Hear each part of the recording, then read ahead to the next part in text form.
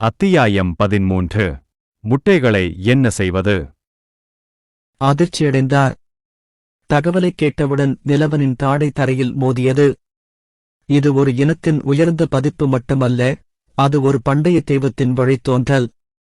இந்த தெய்வீக மிருகங்கள் என்னவென்று நிலவனுக்கு தெரியாது என்றாலும், பேரில் கடவுள் என்ற வார்த்தை இருந்ததால், அந்த புராண உயிரினம் எவ்வளவு வலிமையானது என்பது பற்றிய தெளிவான யோசனையை அவருக்கு வழங்க அது போதுமானதாக இருந்தது.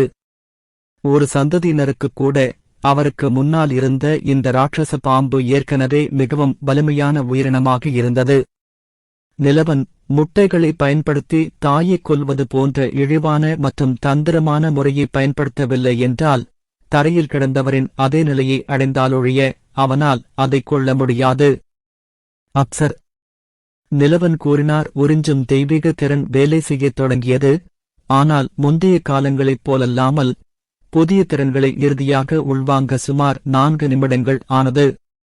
ஆனால் அதன் முடிவில் அசல் உடலில் இருந்து 80% சதை மற்றும் இரத்தம் அப்படியே இருந்தது. அந்த அமைப்பு போதுமான அளவு மட்டுமே உறிஞ்சி மீதமுள்ளவற்றை விட்டுச் சென்றது. கிங் சத்தத்துடன் தலையில் ஒரு அறிவிப்பு வந்தது. நிலவன் பின்வரும் திறன்களைப் பெற்றுள்ளார். விஷ அமிலம், பக்கவாதப் பார்வை, விஷ நோய் எதிர்ப்பு சக்தி, கிராண்ட் மாஸ்டர் தரவரிசை, கூர்மையான உணர்வு, ராட்சச பாம்பின் செதில்கள், உறிஞ்சப்பட்ட பசிலிஸ்க் இரத்த கோடு 30% தூய்மை. குறிப்பு: சர்வைவல் இண்டென்ட் பிளெஸிங்கின் கீழ் அக்யூட் சென்ஸ் இணைக்கப்பட்டது. சர்வைவல் இண்டென்ட் திறனின் துல்லியம் 40% அதிகரித்து வரம்பு 15 மீட்டராக அதிகரித்தது. தொகுப்பு தெய்வீக திறன் செயல்படுத்தப்பட்டது. ஹோஸ்ட் பிரிடேட்டரின் கண்கள் மற்றும் பக்கவாத பார்வையை ஒன்றிணைத்து ஒரு புதிய திறனை உருவாக்க முடியும். ஹோஸ்ட் தொகுப்பைச் செய்ய விரும்புகிறீர்களா? ஒருங்கிணை என்று நிலவன் எந்த தடங்கலும் இல்லாமல் கூறினார். தொகுப்பு முடிந்தது. ஹோஸ்ட் இப்போது தனது கொல்லும் நோக்கத்தை ஒரு இலக்கை நோக்கித் திருப்ப முடியும். மேலும் இலக்கு அந்த இடத்திலேயே செயலிழந்து அடுத்த 20 வினாடிகளுக்கு அதன் உடலை நகர்த்த முடியாமல் போகும். ஹோஸ்டை விட பலவீனமான இருக்கும் உயிரினத்தின் மேல மட்டுமே செயல்படும். இந்த முதல் இணைக்கப்பட்ட திறனுக்கு ஹோஸ்ட் பெயரிட வேண்டும். நிலவன் ஒரு கணம் மிகவும் பொருத்தமான பெயரைப் பற்றி யோசித்தார். இந்த புதிதாக உருவாக்கப்பட்ட திறமையால் தன்னை தாக்கும் எவரையும் அவர்களின் தாக்குதலின் நடுவில் நிறுத்தவும், அவர்களை அந்த இடத்திலேயே முடக்கி அவர்களை நோக்கி நடந்து சென்று அந்த 20 வினாடிகளுக்குள் அவர்களின் வாழ்க்கையை முடித்துக் கொள்ளவும் அவரால் முடியும். இது அவர் வெறுமனே தனது எதிரிகளைக் கொன்று குவிப்பதாகும். மரண தண்டனை பார்வை திறன். முதல் திறமையை உருவாக்கியதற்காக தொகுப்பாளருக்கு வாழ்த்துக்கள். மரண தண்டனை பார்வையின் செயல்திறன் 50% அதிகரித்து நேரம் 30 வினாடிகளாக நீட்டிக்கப்பட்டது. இரத்தம் தோய்ந்த நரகம். நிலவன் கூச்சலிட்டு ஜோக்கரைப் போல சிரிக்க ஆரம்பித்தான். இந்த புதிய திறமை மிகவும் ஓபி இருந்தது. எதிர்காலத்தில் இந்த திறனை மேம்படுத்தி ஒரே நேரத்தில் பல இலக்குகளில் இதை பயன்படுத்த முடியுமா என்று கற்பனை செய்து பாருங்கள். அவர் எந்த ஒரு பதுங்கியிருந்து தாக்குதலையும் எளிதாக எதிர்கொள்ள முடியும். ஒரே ஒரு இலக்கைக் கொண்டிருந்தாலும், ஒரு வில்லாளனைப் போல நீண்ட தூரத்திலிருந்து தாக்கும் ஒருவருடன் அல்லது ஒரு கொலையாளியைப் போல திருட்டுத்தனமாக தாக்கும் ஒருவருடன் சண்டையிட்டால் இது அவரது உயிரைக் காப்பாற்றும். நிலவன் தனது உயிர்வாழும் நோக்கத்தால் தாக்குபவரை உணர்ந்து, பின்னர் மரண தண்டனை செய்பவரின் பார்வை திறனை பயன்படுத்தி அவர்களை அந்த இடத்திலேயே வேரூன்றச் செய்ய முடியும். இந்த திறமை நிச்சயமாக அவரது சிறந்த துருப்புச் சீட்டுகளில் ஒன்றாக இருக்கும். இறுதியாக தனது வெறித்தனமான சிரிப்பை நிறுத்திய பிறகு நிலவன் பாம்பின் செதில்கள் திறனை செயல்படுத்தி முயற்சித்தார். விரைவாக இரும்பு கவசம் போன்ற கடினமான கருப்பு அறுகோண தோல் அவரது உடல் முழுவதும் தோன்றியது. மேலும் சிறந்த அம்சம் என்னவென்றால், அது மிகவும் இலகுவானது மற்றும் நிலவனின் உடல் அசைவுகளை தடுக்கவில்லை. இது இதுவரை அவரது சிறந்த தற்காப்பு திறமையாகும். ஏனெனில் வில்கர் மறைத்திறன் கூட அவரது உடல் பாகங்களில் கூர்முனைகள் மற்றும் உடல் பகுதிகளுடன் நிறைய கட்டுப்பாடுகளை விதித்தது. அவர் எந்த ஆடைகளையும் அணிந்திருந்தால் மற்றும் தன்னை பாதுகாத்துக் கொள்ள இந்த திறனை பயன்படுத்த வேண்டியிருந்தால் அது ஒரு பிரச்சனையாக மாறும். ஒரு கூட்டத்தின் மத்தியில் அதை பயன்படுத்த வேண்டிய கட்டாயம் ஏற்பட்டால் அவர் ஒரு அரக்கன் அல்லது கலப்பு இனம் என்று முத்திரை குத்தப்படுவார். நிலவன் சிறிது யோசித்த பிறகு சிஸ்டத்திடம் கேட்டார்.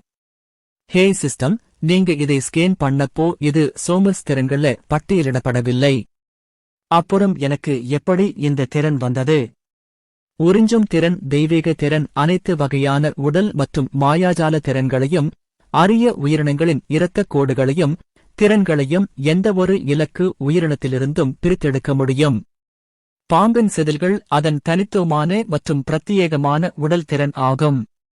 மற்ற சந்ததியினரான கடவுள் விலங்குகளிடையே கூட இது மிகவும் அரிதானது.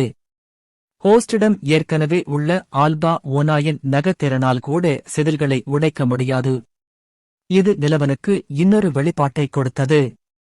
முட்டைகளை பாதுகாக்க சோமர் அதன் உடலை பயன்படுத்தும்படி கட்டாயப்படுத்தும் போது அவர்கள் ராட்சத பாறை பல டன்கள் இருந்ததாலும் மற்றும் அது விழுந்த வேகத்தையும் எடையையும் பயன்படுத்தியிருக்காவிட்டால் அவர்களால் அதை ஒருபோதும் கொல்ல முடிந்திருக்காது.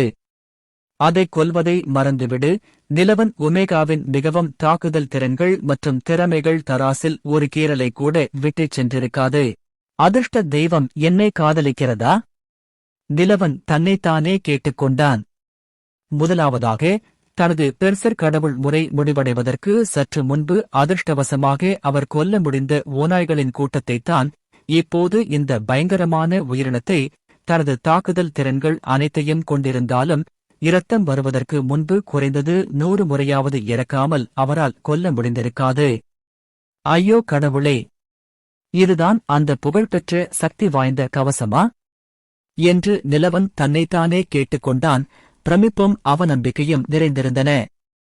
ஏனென்றால் கடைசி நேரத்தில் அவரது வாழ்க்கையை வைத்திருப்பதா அல்லது தற்போதைய சூழ்நிலைக்கு ஏற்றவாறு அவருக்கு சாதகமாக திறன்களை பெறுவதா என்பது போன்ற விஷயங்கள் அவருக்கு சாதகமாக நடந்து கொண்டிருந்ததால் நிழல்களுக்கு பின்னால் இருந்து அவருக்கு உதவி செய்யும் கடவுளைப் போன்ற ஒருவர் நிச்சயமாக இருந்தார். முகத்தைத் தவிர அவர் தனது முழு உடலையும் இந்த கருப்புமை ஆனால் பளபளப்பான மற்றும் செதில்களால் மறைக்க முடியும். இது சூரிய கதிர்களை செதில்கள் மீது பட்டு ஓரளவு பிரதிபலிக்கும். நிலவன் இறுதியாக தனது உணர்ச்சிகளை கட்டுப்படுத்தி இந்த செதில்களால் மூடப்படாத பாம்பின் வயிற்று பகுதியை கிழித்து பாம்பின் இதயத்திலிருந்து படிக மையத்தை வெளியே எடுத்தார். ஆனால் அந்த அசுரனுடனான அவரது முந்தைய சந்திப்புகளைப் போலல்லாமல் இந்த படிக மையமானது சிவப்பு நிறத்தில் இல்லை, ஆனால் வயலட் நிறத்திலும் மங்கலான பிரகாசத்தையும் வெளிப்படுத்தியது. உங்கள் அறிவில் உள்ள அனைத்து அசுர இனங்களுடனும் ஒப்பிடும்போது சோமிர் பாம்பு எந்த நிலையில் இருக்கும்? என்று நிலவன் கேட்டார். அவர்கள் எந்த அளவிலான அசுரனை அதிர்ஷ்டவசமாக கொன்றார்கள் என்பதை தெரிந்து கொள்ள விரும்பினார். சிஸ்டத்தின் தரவுத்தளத்தின்படி சோமிர் லெஜெண்டரி மட்டத்தில் தரவரிசைப்படுத்தப்படும். புராண மற்றும் காட்வீஸ்ட் மட்டத்திற்கு கீழே என்று சிஸ்டம் கூறியது. இந்த நேரத்தில் நிலவன் அதிர்ச்சியில் மரத்துப் போனார். மூச்சு விடக்கூட மறந்துவிட்டார். என்ன ஆச்சு? புராணக் கதையா? நான் ஒரு புராணக் கதையா அசுரனை சண்டை போட்டுட்டு சாகாமலேயே அதை கொல்ல முடியுமா? நிலவன் தரையில் அமர்ந்தான். அது எவ்வளவு மதிப்புக்குரியது என்றால், ஹோஸ்டின் முன்னால் இருக்கும் சோமிருக்கு 50 வயதுதான். முழுமையாக முதிர்ச்சியடைந்த சோமிருக்கு குறைந்தபட்சம் லெவல் 200 இருக்கும். சுமார் 500 வயது இருக்கும். ஹோஸ்ட் அதிர்ஷ்டசாலி. சிஸ்டம் நிலவனை ஆறுதல் படுத்த முயற்சிக்கும் விதமாக பதிலளித்தது. ஆமாம், இது என்ன சாதாரண அதிர்ஷ்டமா? இது எனக்கு கிடைத்த அபார அதிர்ஷ்டம். இல்லையென்றால் அந்த பாறையால் கூட அதை கொல்ல முடிந்திருக்காது. மாறாக அது ஒரு முதிர்ந்த சோமிராக பாம்பாக இருந்திருந்தால் அந்த பாறை உடைந்து விரிசல் அடைந்திருக்கும். நிலவன் இறுதியாக தனது அதிர்ஷ்டத்தை ஏற்றுக்கொண்டார். ஹே சிஸ்டம், நான் இந்த படிக மையத்தை ஒரே நேரத்தில் சாப்பிட்டால் ஏதேனும் பக்க விளைவுகள் ஏற்படுமா? இந்த மையமானது மிகவும் உயர்தரமாகவும் சக்தி வாய்ந்ததாகவும் தெரிகிறது. நான் அதை சாப்பிட்ட உடனே வெடிக்க மாட்டேன், இல்லையா? நிலவன் பயத்தில் கேட்டார். மிகவும் சக்தி வாய்ந்ததாகவும் மந்திர சக்தி நிறைந்ததாகவும் இருக்கும் ஒன்றை சாப்பிடுவதற்கு அவர் முட்டாள் அல்ல. இல்லை.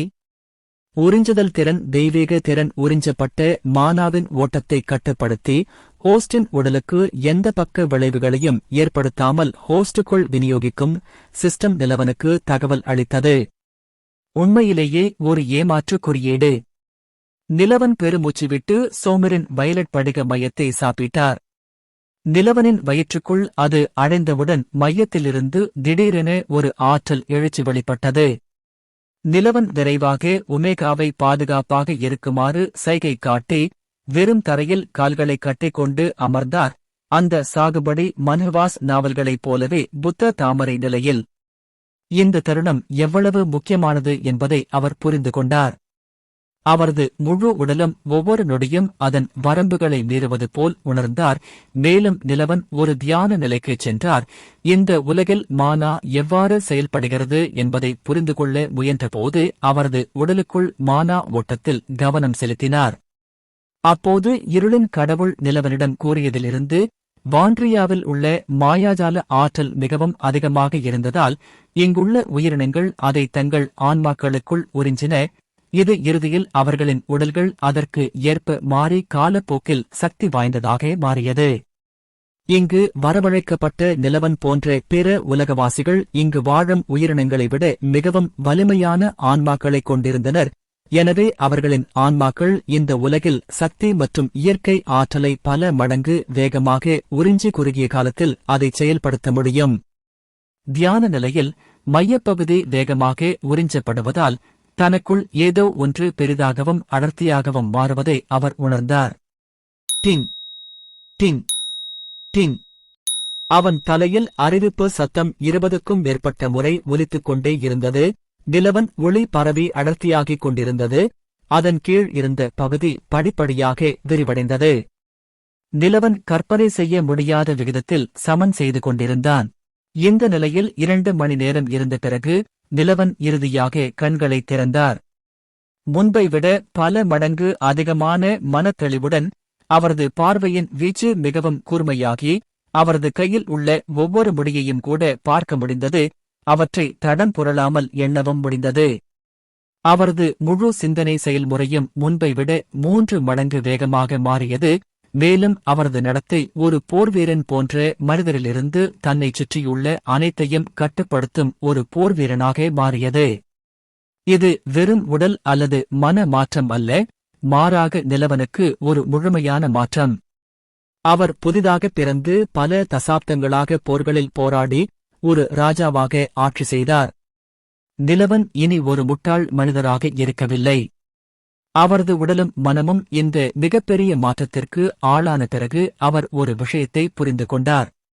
அவர் எப்படியோ சோமரின் விருப்பத்தை பெற முடிந்தது. சிஸ்டம், என்னுடைய பண்புக்கூறுகள் திறன்கள் பற்றிய அனைத்து விவரங்களையும் எனக்கு கொடுங்கள். ஒரு விரிவான அறிக்கை. நிலவன் உத்தரவிட்டார். அவர் சிஸ்டத்துடன் தொடர்பு கொள்ளும் விதம் கூட மாறிவிட்டது. முன்பு அவர் ஏதேனும் கேள்விகள் கேட்கும்போதோ அல்லது அமைப்பை கட்டளையிடும்போதோ அது அவருக்கு தேவையான ஒரு வெளிப்புற உயிரினத்தை நம்பியிருப்பது போன்றது. ஆனால் இப்போது அவர் அமைப்பை கட்டளையிடும் விதம் ஒரு கொடுங்கோலன் தனது குடிமக்களில் ஒருவருக்கு உத்தரவு பிறப்பிப்பதைப் போன்றது. ஹோஸ்ட் பண்புக்கூறுகள் மற்றும் திறன்கள் பின்வருமாறு. பெயர் நிலவன். இனம் மனிதன். நிலை 30. வலிமை 60. வேகம் 60. திறமை 90. பாதுகாப்பு திறமை 50. மானா 150. தெய்வீக திறன்கள் உறிஞ்சுதல் திறன், பரிமாண விதி, தொகுப்பு. ஆசீர்வாதங்கள். போர் ஆதிக்கம் நிலை 1. ஆயுத தேர்ச்சி மாஸ்டர் ரேங்க். போர் தேர்ச்சி மாஸ்டர் ரேங்க். உயிர்வாழும் நோக்கம் நிலை 1. வெறித்தனமான கடவுள் முறை 5 மடங்கு உடல் வலிமை. போர் தெய்வ உடல் நிலை 2. பரிசுகள் போர் தெய்வத்திற்கு தெரிந்த அனைத்து மொழி அறிவும். திறன்கள். ஆல்பா ஓநாய் நகங்கள். ஆல்பா ஓநாய் அலறல். குதிக்கும் திறன். ஸ்பிரிண்டர். வேட்டை உணர்வு. வேட்டையாடும் விலங்குகளின் பார்வை திறன். பனோரமா காட்சி. வில்கர்ஹைட். கூர்மையான உணர்வு. விஷ அமிலம்.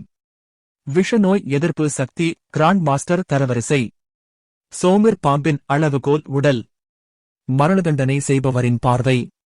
இறுதியாக, இதுவரை தன்னிடம் இருந்து அனைத்தையும் கடந்து வந்த பிறகு நிலவன் தனது தற்போதைய நிலையைப் பற்றி சிந்திப்பதை நிறுத்திவிட்டு தனது மனதை அமைதிப்படுத்தினார். நேரத்தை வீணாக்காமல் கூட்டிற்குள் குதித்து தாய் பாம்பின் பாதுகாத்து இறந்த தங்க ஓடு முட்டைகளை நெருங்கி வந்தான். இதுவரை தான் செய்ததற்காக நிலவனுக்கு எந்த வருத்தமும் இல்லை. ஆனால் பாம்பின் உயிரை பெற்ற பிறகு இந்த முட்டைகள் தனது சொந்த உறவினர்கள் போல, தனது சொந்த குழந்தைகள் போல, அவற்றுடன் ஒரு உள்ளார்ந்த தொடர்பை அவர் உணர்ந்தார். அவர் 3 முட்டைகளில் 2 முட்டைகளை தனது கைகளால் தொட்டு மீண்டும் அமைப்பை கட்டளையிட்டார். அவர்களுடைய நிலைமையை சரிபார்க்கவும். அவர்கள் உயிர் வாழ முடியுமா? நிலவன் பேசினார். ஸ்கேன் செய்யும் பணி முடிந்தது. 2 முட்டைகளும் முதிர்ச்சியின் நடுவில் உள்ளன. இருப்பினும் அவை ஏற்கனவே அவற்றின் இரத்தக் கோடு மற்றும் அவற்றின் மையத்தின் தடயங்களை உருவாக்கியுள்ளன. இந்த நேரத்தில் மேலும் வெளிப்படுத்த தயங்குவது போல் அமைப்புக் குரல் நின்றது. ஆனால் நீண்ட இடைநிறுத்தத்திற்குப் பிறகு அது மீண்டும் தொடர்ந்தது. ஆனால் தாய் சோமிர் பாம்பின் வெப்பநிலையை நிர்வகித்து அவற்றின் முதிர்ச்சியை ஆதரிக்காவிட்டால் கருக்கள் 2 நாட்களில் இறந்துவிடும். தாய் சோமிரிடமிருந்து பெறப்படும் வெப்பம் மட்டுமே அவற்றின் உயிர் வாழ்வை உறுதி செய்ய முடியும். கணினி இதை அவனிடம் சொன்னவுடன் அவன் 3வது முட்டையில் கையை வைத்தான். ஆனால் கணினியிடமிருந்து அதே பதிலை பெற்றான். நிலவன் தன் கைமுட்டிகளை இறுக்கிக் கொண்டான். அவன் முகத்தில் வருத்தம் தெரிந்தது. வலிமை மற்றும் உயிர் வாழ்வை தேடும் நிலவனின் செயல் இந்த தருணத்திற்கு வழிவகுத்ததால் தாய் பாம்பின் விருப்பம்தான் அவனை இப்படி யோசிக்க வைத்தது என்பதை அவன் அறிந்தான். எனவே இது ஒரு கொல்ல அல்லது கொல்லப்படும் உலகமாக இருந்தால் என்ன செய்வது? முதலில் அவன் சோமிரை தாக்க வேண்டுமா? அவன் வேறு எங்காவது சென்று அதன் முட்டைகளை மட்டுமே பாதுகாத்து வந்த சோமிரை தனியாக விட்டுவிட்டு சென்றிருக்கலாம். இந்த அரிய முட்டைகள் ஒரு நாள் அவற்றின் சொந்த வாழ்க்கையை இனப்பெருக்கம் செய்யும். நாளின் இறுதியில் இவை நிலவன் போலவே உணர்வுள்ள உயிரினங்கள். நிலவன் தங்கள் தாயை கொல்லவில்லை, இந்த குழந்தைகளுக்கு மரண தண்டனையும் விதித்தான். அவரது மனதில் 2 முரண்பட்ட பக்கங்கள் இருந்தன. ஒன்று அவரது செயல்களை நியாயப்படுத்துவது, மற்றொன்று அவரை இதயமற்றவராக கண்டிப்பது. கூடுக்கு வெளியே கிடந்த முட்டைகளையும் பின்னர் சோமிரி பாம்பின் இறந்த உடலையும் பார்த்தபோது நிலவனின் கண்களில் கண்ணீர் வழிந்தது. தனக்கு ஒருபோதும் துணையாக இல்லாத தனது சொந்த குடும்பத்தினரைப் போலல்லாமல் ஒரு தாயாக இருந்த இந்த புகழ்பெற்ற உயிரினம் 2 முறை கூட அசையாமல் குழந்தைகளுக்காக தனது உயிரைக் கொடுத்தது. இந்த தாய்வழி அன்பு நிலவன் தனது முந்தைய வாழ்க்கையில் ஒருபோதும் உணராத ஒன்று. என்னை மன்னிச்சிரு என்று கூறிவிட்டு கண்ணீரை துடைத்தான் நிலவன். சோமிர் உண்மையில் ஒரு புராண கதை உயிரினம், அதன் மையத்தை ஒரு உயிர் என்று வடிவமைத்திருந்தார். எனவே இயற்கையாகவே இந்த உயிர் நிலவனை தனது செயல்களுக்காக குற்ற உணர்ச்சியடையச் செய்தது. நிலவனுக்கு இதை புரிந்து கொண்டார். ஆனால் அவர் செய்ததை நியாயப்படுத்த ஒரு வழியையும் கண்டுபிடிக்க முடியவில்லை. சிஸ்டம், சொல்லுங்க என்றது. இந்த முட்டைகளை நான் சேமிக்க ஏதாவது வழி இருக்கா? நிலவன் கேட்டார். நமது தற்போதைய சூழ்நிலையும் திறமைகளும் ஹோஸ்டின் வசம் இருப்பதால் அது சாத்தியமற்றது. நிலவன் சிஸ்டத்தை சபித்தார். முன்பை விட இன்னும் வருத்தப்பட்டார். இறந்த சோமரின் விருப்பத்தால் ஹோஸ்டின் மனம் பாதிக்கப்படுவதை சிஸ்டம் கண்டறிந்துள்ளது. முன்னெச்சரிக்கை நடவடிக்கைகளை எடுக்கிறது. இந்த வெளிப்புற உணர்வை ஹோஸ்ட் முடிவுக்கு கொண்டுவர விரும்புகிறாரா? நிலவன் இனி குற்ற உணர்ச்சி அடையாமல் இருக்க உண்மையில் ஒரு வழி இருக்கிறதா என்று சிஸ்டம் கேட்டது. மேலும் அவர் படிக மையத்தை உள்வாங்குவதற்கு முன்பு அவராகவே திரும்பிவிடுவார். கொஞ்சம் இரு என்றான் நிலவன். அவன் தன் செயலிலிருந்து தப்பிக்க விரும்பவில்லை. நான் அவற்றை ஒன்றிணைத்து ஒரு புதிய உயிரினத்தை உருவாக்கலாமா? நிலவன் அமைப்பை கேட்டார். ஆம். கருக்கள் முழு உணர்வை உருவாக்காததால் அவை உயிரற்ற உயிரினங்களாக கருதப்படலாம். ஆனால் அவற்றை இணைக்க ஒரு இறந்த உடல் தேவைப்படும். அல்லது இந்த கட்டத்தில் கருக்கள் எதையும் உருவாக்காததால் அதன் விளைவாக வரும் துணைக்கு இந்த இனத்தின் எந்த உடல் திறன்களும் இருக்காது. இன்னும் விழித்தெழுந்திருக்க வேண்டிய பல மையங்கள் மற்றும் இரத்தக் கோடுகளுடன் கருக்கள் அவற்றின் இனத்தின் சரியான வடிவத்தையும் அளிக்காது. புதிய உயிரினத்தை உருவாக்க நிலவனை பயன்படுத்த அவர் தேர்வு செய்தால் இந்த அமைப்பு அவருக்கு அனைத்து சாத்தியமான விளைவுகளையும் வழங்கியது. இதன் அர்த்தம் என்னவென்று நிலவன் புரிந்து கொண்டார். தனக்கு பயனுள்ளதாக இல்லாத அல்லது தனது தொகுப்பு தெய்வீக திறனை பரிசோதித்த பிறகும் சரியான உணர்வு இல்லாத ஒரு உயிரினம். நிலவனுக்கு வேறு வழிகள் இல்லை. ஆனால் திடீரென்று அவர் தாய் சோமரின் இறந்த உடலை பார்த்தபோது ஒரு யோசனை தோன்றியது. அமைப்பு வெளிப்புற உணர்வை முற்றிலுமாக முடிவுக்கு கொண்டவரு. நிலவன் அந்த அமைப்பை கட்டளையிட்டார். அடுத்த நொடி எதுவும் நடக்காதது போல் நிலவன் உணர்ந்த குற்ற உணர்வு அனைத்தும் மறைந்து போனது. முட்டைகளுடனான அவரது உள்ளார்ந்த தொடர்பும் துண்டிக்கப்பட்டது. இப்போது அவர் தாய் சோமரின் மையத்தை உள்வாங்கிய பிறகு அவர் பெற்ற தெளிவான மற்றும் கவனம் செலுத்திய மனதிற்கு திரும்பினார். ஆனால் சில வினாடிகளுக்கு முன்பு அவர் உணர்ந்ததை அவர் மறந்துவிட்டார் என்று அர்த்தமல்ல. நிலவன் ஒரு முட்டையைச் சுற்றி தன் கைகளைச் சுற்றி அதை தூக்கி தாய் சோமரின் இறந்த உடலுக்கு அருகில் கொண்டு சென்றான்.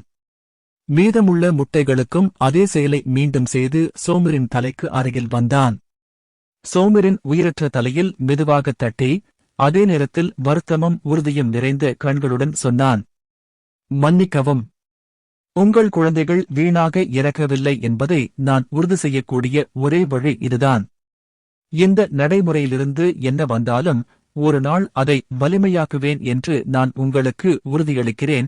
பசிலிஸ் போன்ற பண்டைய தெய்வம் கூட அதனுடன் சமமாக நிற்க முடியாது. அதுதான் உங்கள் குழந்தைகளை மரண தண்டனைக்கு உட்படுத்தியதற்கு நான் செய்யும் பிராயச்சித்தமாக இருக்கும். அத்தியாயம் 14. ருத்ரா நிலவனுக்கு அடிபணிய மறுக்கிறது. நிலவன் முட்டைகளுக்கு திரும்பி வந்து தனது வலது கையால் 2 முட்டைகளையும் கடைசி முட்டையையும் இடது கை மற்றும் இடது காலால் தாய் சோமரின் இறந்த உடலையும் உடல் ரீதியாக தொட்டார். அவர் செய்ய வேண்டியதெல்லாம் இந்த 4 முட்டைகளையும் தன்னால் முடிந்த எந்த வகையிலும் உடல் ரீதியாக தொடுவதுதான். ஒன்றாக இணைந்துவிடு என்று கூறினான்.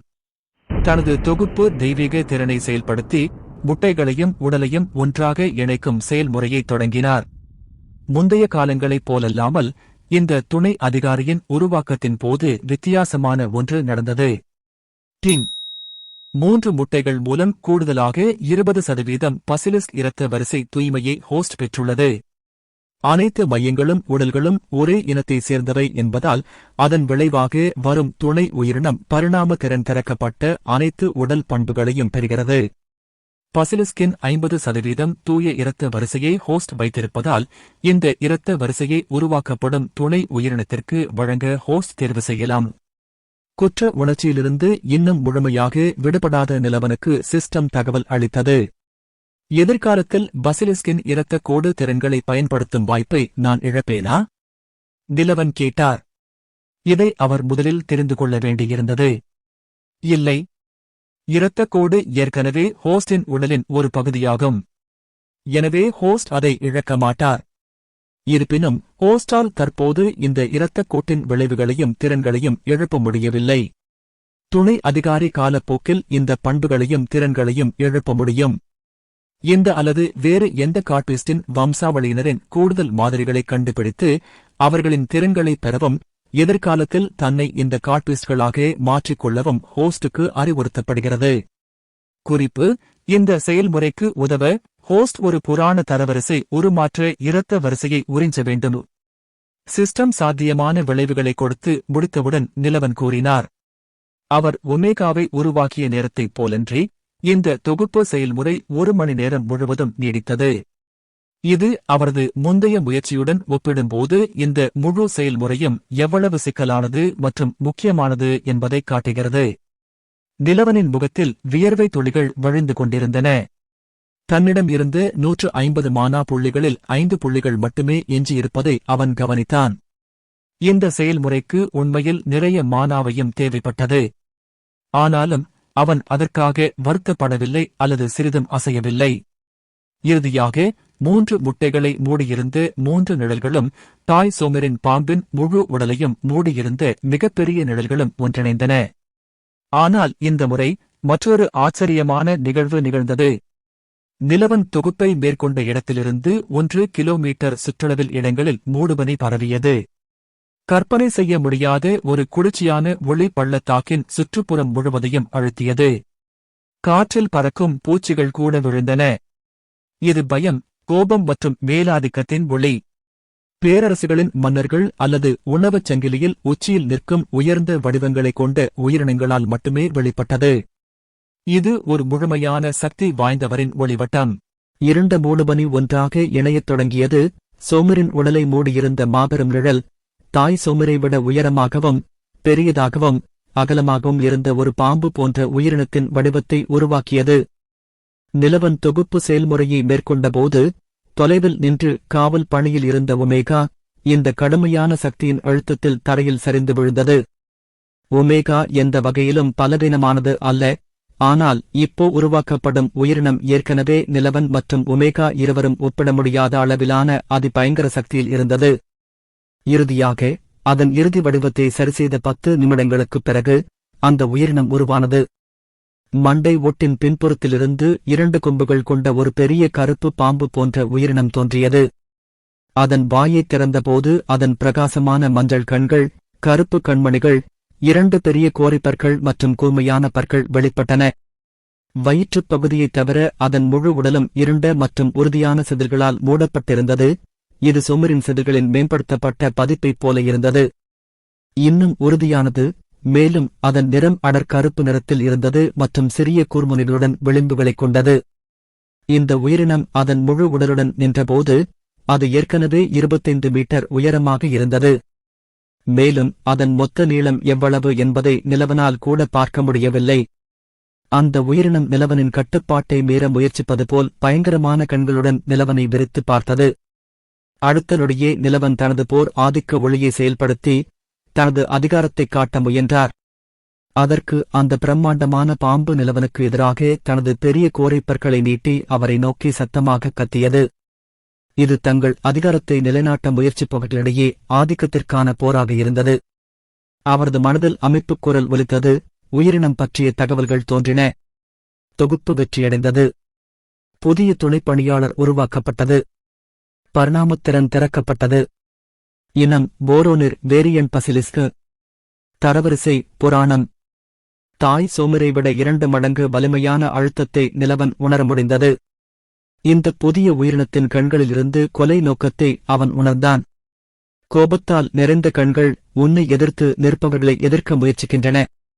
உனக்குப் பொருத்தமான பெயர் என்னிடம் உள்ளது. இன்றிலிருந்து உன் பெயர் ருத்ரா. நிலவன் பிரம்மாண்டமான பசிலிஸ்க் வகைக்கு ருத்ரா என்று பெயரிட்ட பிறகு அந்த உயிரினம் இறுதியாக நிலவனுக்கு எதிராக அதன் கோரைப்பற்களைக் காட்டுவதை நிறுத்தியது. ஆனால் அது அதன் இடத்தை விட்டு நகரவில்லை. படைக்கப்பட்ட பிறகு நிலவனுக்கு அடிபணிந்து அமர்ந்திருந்த ஒமேகாவைப் போலல்லாமல் ருத்ரா நிலவனை ஒப்புக்கொள்வதற்கான எந்த அறிகுறிகளையும் காட்டவில்லை. மாறாக அவர் தனது எஜமானரைக் கண்டுக்காதது போல் தோன்றினார். அமைப்பு ஏன் அவன் இப்படிப்பட்ட மனப்பான்மையைக் காட்டுகிறான்? நிலவன் அமைதியான தொனியில் அமைப்பைக் கேட்டார். தெய்வீகத் திறனால் அதன் மீது விதிக்கப்பட்ட கட்டுப்பாடுகள் காரணமாக அது தன்னைத் தாக்காது என்று அவருக்குத் தெரிந்திருந்ததால் ருத்ரா அவரை அச்சுறுத்தவில்லை. இதனால் உரிமையாளரைத் தாக்கவோ அல்லது எந்த வகையிலும் தீங்கு செய்யவோ முடியாது. நிலவனை தொந்தரவு செய்தது என்னவென்றால், ஒரு பெயரைச் சொன்ன பிறகும் அந்த பிரம்மாண்டமான பாம்பு அதனுடன் எந்தவிதமான அடிபணிவையும் காட்டவில்லை. ஏனென்றால் புதிய உயிரினம் ஹோஸ்டுடன் ஒப்பிடும்போது மிக உயர்ந்த இனத்தையும் அந்தஸ்தையும் கொண்ட ஒரு உயிரினம். அது அதன் இனத்தின் பண்புகளையும் ஒரு கடவுள் மிருகத்தின் இரத்த குடும்பத்தையும் பெறுவதால் ஹோஸ்ட் அதன் பார்வையில் ஒரு பலவீனமான மற்றும் தாழ்ந்த உயிரினத்தை தவிர வேறில்லை. சிந்தேசிஸ் டிவைன் எபிலிட்டி நிலவனிடம் இல்லை என்றால் அது தோன்றிய தருணத்திலேயே நீலவனை கொன்றிருக்கும் என்று சிஸ்டம் பதிலளித்தது. பலவீனமான கீழ்த்தரமான உயிரினமா? நான் ருத்ரனுடன் நேருக்கு நேர் போரிட்டால் வெற்றி பெறுவார் என்று சிஸ்டமிடம் கேட்டான். நான் வெற்றி பெறுவதற்கான வாய்ப்புகள் உள்ளதா? தனது புதிய உயிரினத்தின் பலத்தை புரிந்து கொள்ள ஆர்வத்துடன் நிலவன் கேட்டார். அதற்கு சிஸ்டம் 0 வாய்ப்பு மட்டுமே உள்ளது என்றது. என்ன? அவ்வளவு வலிமையா? நீங்க ரொம்பவே மிகைப்படுத்தி சொல்லியா? நிலவனுக்கு அதை நம்பவே கஷ்டமா இருந்துச்சு. இல்லை. இருவரும் மோதலில் மரணப் போராட்டத்தில் ஈடுபட்டால் ஹோஸ்ட் ருத்ரனிடமிருந்து தப்பிக்க 20% வாய்ப்பு மட்டுமே உள்ளது. அமைப்பு ஒரு அமைதியான குரலில் பதிலளித்தது. அப்போ நான் என்ன செய்ய வேண்டும்? ஏனென்றால் அவன் குறைந்தபட்சம் நான் சொல்வதை கேட்க வேண்டும், இல்லை என்றால் அவனை உருவாக்குவதால் எந்த பயனும் இருக்காது. நிலவன் குழப்பமான தொனியில் கேட்டார். எளிமையானது. துணை உயிரினத்தை ஒப்புக்கொள்வது மட்டுமல்லாமல் ஹோஸ்டை அஞ்சும் அளவிற்கு நிலவன் வலுவாக மாற வேண்டும். சிஸ்டம் ஒளிவு மறைவின்றி நேரடியான உண்மைகளை கூறியது. இந்த உயிரினத்தின் புள்ளிவிவரங்களை எனக்கு காட்டு. துணை ருத்ரனின் புள்ளிவிவரங்கள் பின்வருமாறு. பெயர் ருத்ரா. இனம் ஓரோனிர் வேரியண்ட் பசிலிஸ்க். பரிணாம திறன் திறக்கப்பட்டது. மற்ற அரக்கர்களை சாப்பிடுவதன் மூலம் நிலையை மேம்படுத்தலாம். மேலும் மற்ற கடவுள் விலங்குகள் அல்லது அவர்களின் சந்ததியினரின் உயர்ந்த மற்றும் தூய்மையான இரத்தக் கோடுகளுடன் தரவரிசையை மேம்படுத்தலாம். தரவரிசை புராணம் உயிரினம். நிலை 62. சக்தி 1390. வேகம் 1350. திறமை 781. பாதுகாப்பு திறன் 1293. மானா திறன் 800. மற்ற திறன்கள். அரிப்பு அமிலம் சோமிரின் விஷ அமிலத்தின் மேம்படுத்தப்பட்ட பதிப்பு. ஹிப்னாசிஸ் பார்வை தீரன். ஊடுருவ முடியாத செதில்கள். நிழல் இணைப்பு. ஆதிக்கவாதியின் ஒளி. மௌனம். இன்னொரு கணம் மௌனம். இப்போதுதான் நிலவன் இறுதியாக புரிந்து கொண்டான் ருத்ரா தன்னை ஏன் தன் எஜமானராக ஒப்புக்கொள்ளவில்லை என்று. ஏனென்றால் ருத்ரனுடன் ஒப்பிடும்போது நிலவன் ஒரு எறும்புதான். நிலவன் ருத்ரா இடையே 20 நிலை வித்தியாசம் மட்டுமே இருந்தபோதிலும் அவர்களுக்கிடையேன புள்ளி விவரங்கள் வானத்திற்கும் பூமிக்கும் இடையிலான தூரம் போல இருந்தன. ஒப்பிட வேண்டிய அவசியம் கூட இல்லை.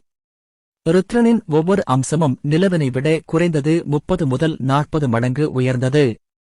அவன் தனக்கு முன்னால் இருக்கும் பாம்பின் அதே மட்டத்தில் இருந்தாலும் அவற்றின் பலத்திற்கு இடையிலான தூரத்தை பாதியாக கூட அவனால் கடக்க முடியாது. இந்த உயிரினம் உண்மையில் புராணக்கதை தரத்தை விட ஒரு முழுமையான மட்டத்தில் இருந்தது. ருத்ரனை தன் விருப்பப்படி கட்டுப்படுத்த முடியாது என்று நிலவன் கவலைப்பட்டார். ஏனென்றால் வலிமையானவர் மட்டுமே வலிமையானவர்களை ஒப்புக்கொள்கிறார். பலவீனமானவர்கள் அவர்களின் கருத்தில் பார்க்கக்கூட தகுதியற்றவர்கள். அதனால்தான் ருத்ரா நிலவனை சிறிதும் ஒப்புக்கொள்ளவில்லை. அந்த பிரம்மாண்டமான பாம்பு அதன் வாலை ஆட்டினால் நிலவன் இறைச்சி துண்டாக மாறிவிடுவான். அதுதான் அவர்களின் தற்போதைய நிலைமை. ஏனென்றால் எதுவாக இருந்தாலும் ஒரு எறும்பினால் முழுமையாக வளர்ந்த டிராகனை கட்டுப்படுத்த முடியாது. புதிதாக பிறந்த குழந்தை ஒரு வயது வந்த ராஜாவை அவர்கள் கயிற்றிப் பிடித்திருப்பதால் மட்டும் கட்டுப்படுத்த முடியாது. சிந்தசிஸ் தெய்வீகத் திறனால் விதிக்கப்பட்ட கட்டுப்பாடுகள் இல்லாவிட்டால் ருத்ரா நிலவனை ஒரு தும்மினால் கொல்ல முடியும். அதனால்தான் அவர் வேறு ஒரு அணுகுமுறையை தேட வேண்டியிருந்தது. நிலவன் தனது போர் ஆதிக்க ஒளியை செயலிழக்கச் செய்து ருத்ரனை தனக்கு அடிபணியச் செய்யும் முயற்சியை கைவிட்டார். மாறாக அவர் ருத்ரனை தனக்கு சமமானவராகப் பார்த்தார். ஏனென்றால் வலிமையில் வேறுபாடு இருந்த போதிலும் ருத்ரா இன்னும் தன்னுடன் பிணைக்கப்பட்டிருந்தார். மேலும் நிலவனுக்கு அவர் அதிக வலிமையைப் பெற்று வலிமையான எதிரிகளைக் கொல்ல வேண்டியிருந்தது. அவர்களின் நிலைமை ஒருவருக்கொருவர் சார்ந்து இருந்தது. நான் என்ன சொல்றேன்னு உனக்குப் புரிஞ்சதா? நிலவன் ருத்ராவிடம் கேட்டான். இதற்கு ருத்ரா நிலவனை நோக்கிய தனது பார்வையை மட்டும் மாற்றினார். விரோதத்திலிருந்து புரிதலுக்கு.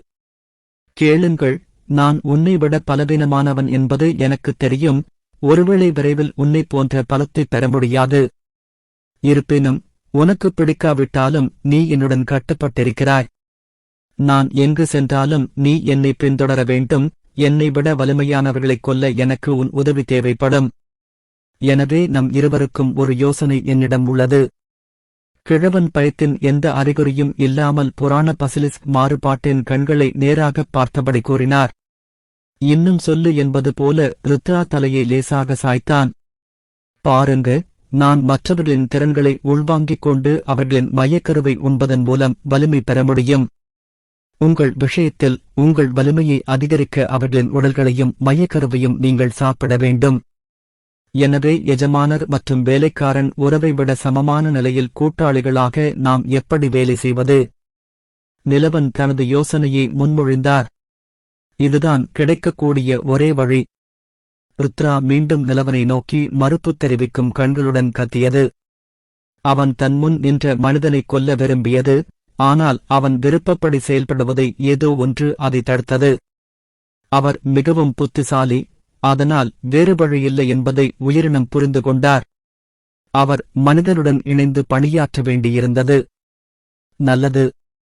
ருத்ரா தங்கள் தொடர்பு மூலம் ஒப்பந்தத்தை ஏற்றுக்கொண்டதை புரிந்து கொண்ட நிலவன் கூறினார். சிஸ்டம், எனக்கு ஒரு கேள்வி. 2 துணை உயிரினங்களும் ஏன் கருப்பு நிறத்தில் இருக்கிறார்கள்? நான் பயன்படுத்திய சோமிர் செதில்கள் கூட கருப்பு நிறத்தில் இருந்தன. இது அடிக்கடி நடப்பதால் நிலவனுக்கு சில தெளிவு தேவைப்பட்டது. ஹோஸ்ட் என்பவர் இருளின் கடவுளின் தேர்ந்தெடுக்கப்பட்ட பிரதிநிதி. வான்ட்ரியாவில் உள்ள இருண்ட கூறுகள் மீது உங்களுக்கு மிக உயர்ந்த ஈடுபாடு உள்ளது. அது இருண்ட மந்திரமாக இருந்தாலும் சரி, அல்லது சில கூறுகளுடன் ஈடுபாடு கொண்ட எந்தவொரு உடல் திறனாகவும் இருந்தாலும் சரி. சரி. அப்புறம் இந்த ஷேடோ மெர்ஜ் திறன் என்ன? ஒமேகா ருத்ரா இரண்டுமே அதைக் கொண்டுள்ளன. நிலவன்தான் உருவாக்கிய துணை உயிரினத்தின் 2 நிகழ்வுகளிலும் இதே திறன் தோன்றுவதை கவனித்திருந்தார். இது ஹோஸ்டால் உருவாக்கப்பட்ட அனைத்து துணை வீரர்களுக்கும் ஒரு பிரத்யேக திறனாகும். இது ஹோஸ்டின் நிழலுடன் ஒன்றிணைந்து ஹோஸ்ட் எங்கு சென்றாலும் அவருடன் இருக்க அனுமதிக்கிறது.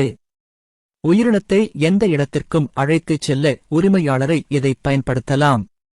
துணை உயிரினத்தை நேரம், இடம் அல்லது அளவு ஆகியவற்றில் எந்த கட்டுப்பாடுகளும் இல்லை. அப்புறம் இது நிறைய உதவுகிறது. நான் எப்போதும் அவற்றை மக்களின் கண்களிலிருந்து எங்காவது மறைத்து வைக்க வேண்டும் என்று நினைத்தேன். இப்போது நான் அவற்றை என்னுடன் எடுத்துச் செல்ல முடியும். நான் ஒருபோதும் தனியாக இருக்க மாட்டேன். நிலவன் ஒரு சிறிய சிரிப்பை வெளியிட்டார். அவர் மீண்டும் ருத்ராவை பார்த்து, வேட்டையாடி உணவு வாங்கி வலிமை பெற விரும்புறீங்களா?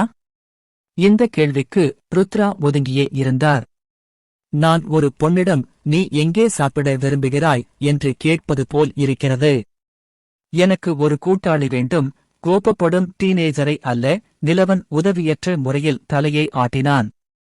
வா, என் நிழலில் ஒளிந்துகொள். உன் பிரம்மாண்டமான உடல் நம் இரைகளை எச்சரிக்க அனுமதிக்க முடியாது. வலிமையானவை பரந்த புலன்களைக் கொண்டிருக்கும். அது நம் வேட்டை விகிதத்தை குறைக்கும். இந்த பிரம்மாண்டமான உடலை கண்டறிந்து ஒரு பரபரப்பை ஏற்படுத்துவது உண்மையில் எளிதாக இருந்ததால் நிலவன் கூறினார். ஆச்சரியப்படும் விதமாக ருத்ரா தயங்காமல் ஒரு கருப்பு நிழலாக மாறி ஒரு நொடியில் நிலவனும் நிழலுடன் கலந்தான். அதன் ஒரு நொடியில் பாம்பின் உடலை எங்கும் காண முடியவில்லை. புதிதாக பெற்ற மனத்தெளிவு மற்றும் மனநிலையுடன் இருந்த நிலவன் இந்த உண்மையால் குழப்பமடையவில்லை. அவர் ஒமேகாவை தன்னிடம் வரும்படி கட்டளையிட்டார். பின்னர் அவர் ஒமேகாவின் முதுகில் அமர்ந்து அவர்கள் முன்பு செல்வதை தவிர்த்து பிற திசைகளை நோக்கிச் சென்றார். அடுத்த 2 நாட்களுக்கு ஒரு பெரிய படுகொலை நடந்தது. சுற்றுச்சூழல் அமைப்பிலும் காட்டின் உணவுச் சங்கிலியிலும் மிகப்பெரிய மாற்றம் ஏற்பட்டது. நிலவன் ஒமேகா ருத்ரா தனது போர் நிலையில் எவ்வளவு கடுமையானவர் என்பதைக் கண்டனர். எதிர்த்து போராடுவதை மறந்துவிடுங்கள். சில கலப்பின வகை புலிகள் மற்றும் சிங்கங்கள், நிலவன் கற்பனை செய்து எதையும் விட வேறுபட்ட சில விசித்திரமான தோற்றமுடைய இனங்கள் போன்ற பல வலிமையான அரக்கர்கள் இந்த புராண உயிரினத்தின் முன் ஒவ்வொன்றாக தோல்வியடைந்தன. ருத்ராவை எதிர்த்து ஓடவோ அல்லது எதிர்த்து போராடவோ கூட முடியாத அளவுக்கு சிலர் அந்த இடத்திலேயே விஷய அமிலத்தால் உருகினர். நிலவன் வருத்தத்தால் கண்ணீர் விட்டார். ஏனென்றால் சில நேரங்களில் இந்த உயிரினம் தனது திறன்களை உள்வாங்கிக் கொள்ளவும் மையங்களை உருக்கவும் கூட அனுமதிக்க மாட்டார். ருத்ராவை முதலில் உடல்களை அப்படியே விட்டுவிடுமாறு அவர் தொடர்ந்து நினைவூட்ட வேண்டியிருந்தது. மேலும் ருத்ராவின் ஹிப்னாசிஸ் பார்வை அவரது அரிப்பு அமிலத்தை விட மிகவும் பயமுறுத்துவதாக இருந்தது. ஏனென்றால் இறை ருத்ராவின் கண்களில் நீண்ட நேரம் விழுந்தவுடன் அசுரன் சண்டையிடுவதை நிறுத்திவிட்டு மூவரும் அதன் வாழ்நாள் முழுவதும் சிறந்த நண்பர்கள் போல அவர்களிடம் வரும். மேலும் சிலர் முகத்தில் மகிழ்ச்சியான வெளிப்பாடுகளுடன் இறந்தனர். ஆனால் ருத்ராவின் உதவியால் 65ஆம் நிலையிலும் கூட இருந்த அரக்கர்களை கொல்ல முடிந்தது. ருத்ரா முற்றிலும் மாறுபட்ட சக்தியின் இருந்ததால் வலிமை அவருக்கு ஒரு பொருட்டல்ல. இரத்தக்கோடு மற்றும் இனங்களின் தரவரிசை காரணமாக அவரது புள்ளிவிவரங்கள் அவரது நிலைக்கு மிக அதிகமாக இருந்தன. மேலும் நிலவன் ஒமேகா இரையை திசை திருப்பவோ அல்லது அவர்களை தாக்கத் தூண்டவோ, முக்கியமான தருணங்களில் ருத்ராவை நிலவனின் நிழலில் இருந்து விடுவித்தோ, அவர்கள் தங்கள் இரையை எதிர்பாராத விதமாக பிடித்து ஒரே ஒரு ஸ்வீப்பில் சண்டையை முடிக்க முடிந்தது. நில வழக்கு அவை மிகவும் தேவைப்பட்டதால் உயிரினத்தின் கோர்கள் இயல்பாகவே நிலவனுக்கு சென்றன. தற்போது டிரினிட்டியில் டயர் ஓநாய் மிகவும் பலவீனமாக இருப்பதால் அவர் அவ்வப்போது ஒமேகாவையும் அவற்றைக் கடிக்க அனுமதிப்பார். ருத்ரா உடல்களை மட்டுமே சாப்பிட்டுவிட்டு சிறியவற்றை ஒமேகாவிற்கு விட்டுச் சென்றான். இந்த பலவீனமான அரக்கர்களின் மையங்களை சாப்பிடுவது அவனுக்கு கீழே இருப்பதைக் கண்டான். அது அவரது வலிமையை உயர்த்த உதவவில்லை. சோமரின் மையப்பகுதி இல்லை என்றால் நிலவன் மிகவும் பலவீனமாக இருப்பார். ஆனால் கடந்த 2 நாட்களில் விஷயங்கள் அவருக்கு சாதகமாக மாறியது. எதிரி வலிமையானவன், மையப்பகுதி அவருக்கு மிகவும் நன்மை பயக்கும். 2 நாட்களில் நிலவன் நிலை 30 இலிருந்து நிலை 35க்கு சென்றார். ஒமேகா இந்த அரக்கர்களின் மையக்கருக்களையும் மீதமுள்ள உடல்களையும் சாப்பிட்டதால் 15 இலிருந்து 25க்கு உயர்ந்தார். மேலும் ருத்ரா தனது வலிமையை அதிகரிக்க மிகவும் வலுவான எதிரிகள் மற்றும் மையக்கருக்கள் தேவைப்பட்டதால் 2 நிலைகளை மட்டுமே உயர்த்தினார். மேலும் அவர்கள் சாத்தியமான அனைத்து வேட்பாளர்களையும் கொன்றுவிட்டனர். இந்த காட்டில் அவர்களுக்கு இனி எதுவும் இல்லை. இருப்பினும் 3வது நாளில் காட்டின் மேற்கில் ஒரு சண்டை சத்தம் கேட்டது. நிலவன் மற்றும் ஒமேகா சத்தத்தை பின்தொடர்ந்தனர். அதே நேரத்தில் ருத்ரா நிலவனின் நிழலில் மறைந்தார். இறுதியாக ஒலியின் மூலத்தை அடைந்த பிறகு நிலவன் மகிழ்ச்சி கண்ணீரை விட்டார். கடைசியாக சில மனிதர்கள். அத்தியாயம் 15 நிலவனின் ஓவர் ஆக்டிங். ஒரு குன்றின் முன் ஒரு கோரமான போர் நடந்து கொண்டிருந்தது. நிலவன் சிறிய மரங்கள் மற்றும் புதர்களுக்கு இடையில் ஒளிந்து கொண்டு தனக்கு முன்னால் இருந்த காட்சியை கவனித்தார். 2 குழுக்கள் மரண போராட்டத்தில் ஈடுபட்டுள்ளனர். ஒன்று சாதாரண வணிகர்களாகவும் அவர்களின் மேய்க்காப்பாளர்களாகவும் மற்றொன்று கொள்ளையர்களின் குழுவாகவும் தோன்றியது. இந்த விஷயத்தில் தோல்வியடைந்த பக்கத்தில் வணிகர் பக்கம். 2 வணிகர்களும் 5 மேய்க்காப்பாளர்களும் மட்டுமே உள்ளனர். 12க்கும் மேற்பட்ட கொள்ளைக்காரர்கள் அவர்களைச் சுற்றி உள்ளனர். பல வணிகர்களும் மேய்க்காப்பாளர்களும் தரையில் உயிரற்ற சடலமாக இருந்தன.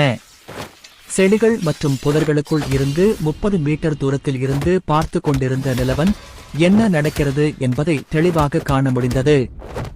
இந்த ஏழை வணிகர்கள் நன்கு சிந்திக்கப்பட்டு ஒரு பொறியில் பதுங்கியிருந்தனர். ஏனெனில் கொள்ளையர் குழு தரப்பில் 3 பேர் மட்டுமே உயிரிழந்தனர் மற்றும் 2 பேர் காயமடைந்தனர். வணிகர் தரப்பில் அதே எண்ணிக்கையிலான மக்கள் இருந்த போதிலும் 1 டஜனுக்கும் மேற்பட்ட ஆட்களை இழந்தனர். நிலவன் மனதிற்குள் மகிழ்ச்சியடைந்தான். கடைசியாக அவன் அந்த மோசமான காட்டிலிருந்து வெளியேறி தோல்வியுற்ற அணி தனக்கு கடன்பட்டிருக்கும் வகையில் கதாநாயகனாக நடிக்க ஒரு வழியை கண்டுபிடித்தான். ருத்ராவும் ஒமேகாவும் தங்கள் எதிரிகளை கொன்ற விதத்துடன் ஒப்பிடும்போது அவருக்கு முன்னால் இருந்த காட்சி வீட்டில் விளையாடும் குழந்தைகள் போல இருந்தது. காட்டில் கழித்த வாரத்தில் அவரும் நிறைய கொலைகளைச் செய்து பழகியிருந்தார். மேலும் காட்டில் இருந்த பல வேட்டையாடுபவர்களின் திறன்களை அவர் உள்வாங்கிக் கொண்டார்.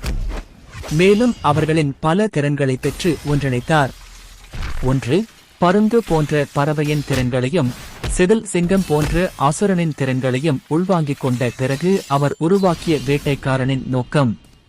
மேலும் கிராவலின் சர்வைவல் இன்ஸ்டிங்க்ட் ஆசீர்வாதம் தன்னை நோக்கி செலுத்தப்பட்ட கொலை நோக்கத்தை எவ்வாறு உணர வைத்தது என்பது போல இந்த புதிய திறன் அவரது எதிரிகளின் வலிமையை அளவிட அவருக்கு உதவியது. வியாபாரிகளையும் மேய்க்காப்பாளர்களையும் தாக்கும் கொள்ளைக்காரர்களில் யாரும் தன்னை விட கிட்டத்தட்ட பாதி வலிமையானவர்கள் அல்ல என்பதைக் கண்டார். ஆனால் அவர் இன்னும் கொஞ்சம் காத்திருக்க முடிவு செய்தார். மிக முக்கியமான தருணத்தில் அவர் தனது பங்களிப்பை வழங்க வேண்டியிருந்தது. இல்லையெனில் அவரது உதவி குறைவாகவே பாராட்டப்படும். ஏழை வியாபாரிகளை காப்பாற்றிய பிறகு தன்னையும் சந்தேக கண்ணோடு பார்ப்பார்கள் என்பதை அறிந்திருந்ததால் நிலவன் அவசரப்பட்டு உதவவில்லை. ஏனென்றால் ஏழை பயணிகளுக்கு உதவுவதற்காக அடர்ந்த காட்டில் இருந்து ஓநாய் தோல் அணிந்த அரை நிர்வாண மனிதன் வெளியே வருவது கற்பனை கதைகளில் மட்டுமே இருந்தது. பிரச்சனை தீர்ந்தவுடன் எல்லோரும் சிவப்பு நிறத்தில் இருப்பது போல் தெரிகிறது என்று நினைப்பார்கள். அடுத்ததாக அவரை நோக்கி வாள்களை நீட்டுவார்கள். மேய்க்காப்பாளர்களில் 2 பெண்கள் 3 ஆண்கள் இருந்தனர். ஒரு பெண் கையில் உலோக கோலை வைத்திருந்தாள். அவள் மந்திரங்களைச் சொல்லி தன் கூட்டாளிகளுக்கு உதவ தடைகளை உருவாக்கினாள். மற்றொரு பெண் ஒரு வில்லாளி. எதிரி ஒவ்வொரு முறையும் ஒரு நகர்வை மேற்கொள்ள முயற்சிக்கும் போது தன் அம்புகளை ஏவதில் மிகவும் திறமையானவளாகவும் வேகமாகவும் இருந்தாள். 3 பேரில் 2 டாங்கிகள் மற்றும் வாழ்வீரர்கள், ஒருவர் போர் உருவாக்கத்தின் மையத்தில் இருந்த குணப்படுத்துபவரைப் போல இருந்தார். இந்த 5 பேரும் ஒருவரையொருவர் மிகவும் ஆழமாக புரிந்து கொண்டனர். மேலும் அவர்களின் ஒருங்கிணைப்பு பார்ப்பதற்கு ஒரு அற்புதமான காட்சியாக இருந்தது.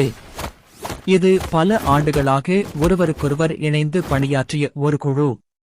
கிளாசிக் ஆர்பிஜி விஷயங்கள். நிலவன் நினைத்தான்.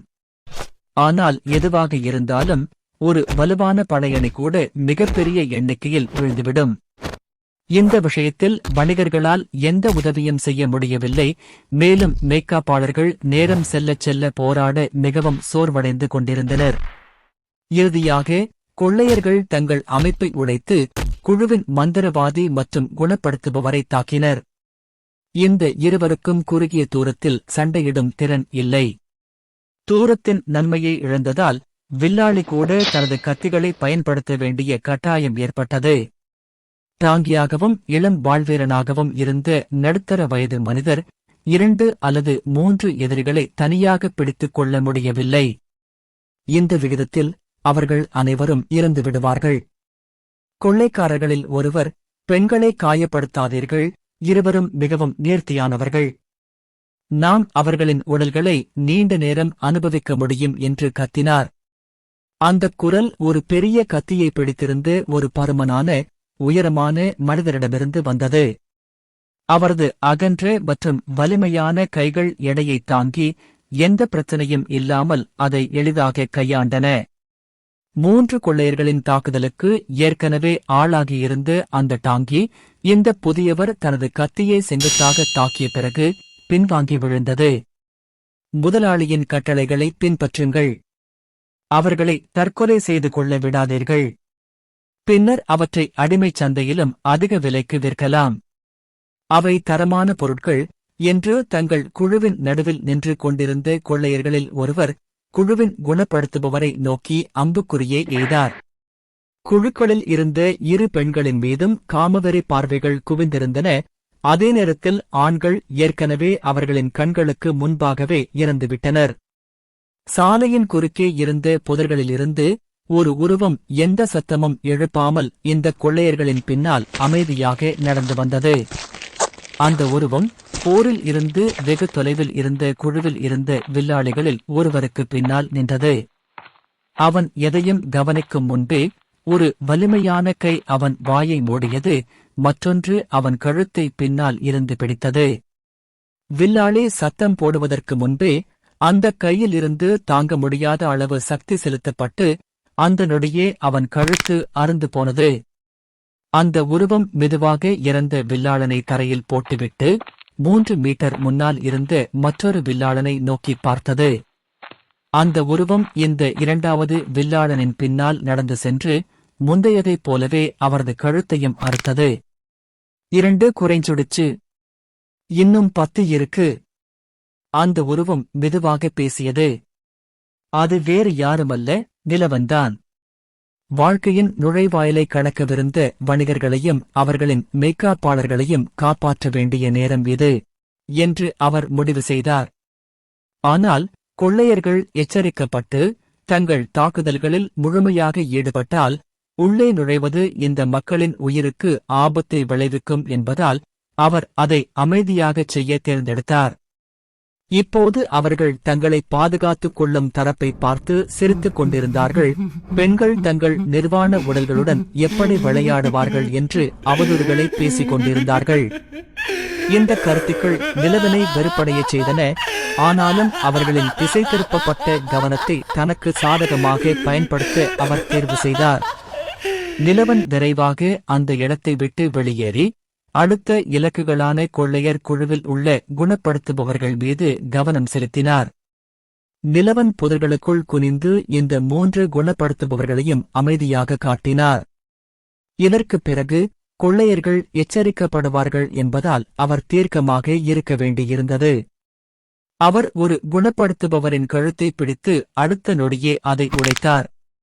அருகில் நின்று மற்றொரு குணப்படுத்துபவர் எதையும் கவனிப்பதற்கு முன்பே நிலவன் தனது வலது கை முஷ்டியில் தனது முழு பலத்தையும் குவித்து மற்ற குணப்படுத்துபவர்களின் தலைகளில் ஒரு பயங்கரமான குத்தை அனுப்பினார். பே குணப்படுத்துபவரின் தலை அந்த இடத்திலேயே வெடித்தது. அவர் எதிர்வினையாற்றவோ அல்லது வலியால் அழவோ கூட முடியவில்லை. அதற்கு முன்பு அவரது தலை உடைந்த முட்டை ஓடுகளாகவும் சிவப்பு இரத்தமாகவும் மாறியது. மூளை தரையில் சிதறியது. என்ன? மீதமுள்ள குணப்படுத்துபவர் ஆச்சரியத்துடன் கத்த, இது மற்ற கொள்ளைக்காரர்களை முதுகுக்கு பின்னால் பார்க்க வைத்தது. அவர்கள் பார்த்தது தரையில் 4 இறந்த உடல்கள், ஒருவரின் மூளை தர்பூசணி போல சிதறிக் கிடந்தது. நிலவன் தனது வெறித்தனத்தை நிற்கவில்லை. ஒரே பாய்ச்சலில் கடைசி குணப்படுத்துபவரை நோக்கி விரைந்தார். அவரது வலது முழங்கால் குணப்படுத்துபவரின் மார்பெலும்பை நோக்கிச் சென்றது. நிலவனின் முழங்கால் விலா எலும்பை தொட்டவுடன் எலும்புகள் உடையும் சத்தம் கேட்கும் அளவுக்கு விசையும் உந்தமும் மிகவும் வலுவாக இருந்தன. என்று அந்த வலிமையான தாக்குதலால் அவரது உடல் பின்னோக்கி தூக்கி வீசப்பட்டு அடுத்த நொடி தரையில் விழுந்தபோது குணப்படுத்துபவர் கத்தினார். அந்த மனிதன் தனது வாயிலிருந்து ஒரு பெரிய இரத்தத் துண்டை துப்பி அதை மூச்சு திணறத் தொடங்கினான். நிலவன் அதை பார்த்து நேரத்தை வீணாக்கவில்லை. என்ன நடந்தது என்பதை அரிதாகவே புரிந்து கொண்டிருந்த மிக அருகில் இருந்த வாழ்வீரனை நோக்கி ஓடினார். வாழ்வீரன் தனது வாளை இறுக்கமாக பிடித்துக் கொண்டு நிலவனை தாக்க ஓடினான். நீங்க செத்துப்போங்க, செத்துப்போங்க என்று கத்திக்கொண்டே தனது வாளை கிடைமட்டமாக சுழற்றினார். இதற்கு ஓடிப்போவதற்கு பதிலாக அல்லது தாக்குதலை தவிர்க்க முயற்சிப்பதற்கு பதிலாக நிலவன் தனது வேகத்தை அதிகரித்தார். வாள் அவரை தொடுவதற்கு முன்பே அவர் ஏற்கனவே இந்த கொள்ளைக்காரனின் அருகில் இருந்தார். அவர் விரைவாக இந்த கொள்ளைக்காரனின் மணிக்கட்டை பிடித்து வாளை நடுவில் நிறுத்தி அதை பலமாக முறுக்கினார். நிலவன் வாழ்வீரனை தலையில் அடித்து அவரது புனித காலில் உள்ள அனைத்து சக்தியுடனும் உதைத்தார். விரிசல். அந்த மனிதனின் 2 கோட்டைகள் உடைந்தன. இனப்பெருக்கம் செய்யும் திறனை இழந்த கொள்ளைக்காரன் வேதனையில் கதறி அழுது அவரது தொடையை பிடித்தான். விழுந்த வாளை விரைவாக எடுத்து வலது கையில் ஒரு நீண்ட கம்பம் போல பிடித்த நிலவன் பின்னர் குறிவைக்க முயற்சிப்பது போல் இடது கண்ணை மூடிக்கொண்டார். அடுத்த நொடி கையில் செங்கோல் வைத்திருந்த கொள்ளையர்களில் ஒருவன் மீது தன் முழு பலத்தையும் பயன்படுத்தி வாளை வீசினான்.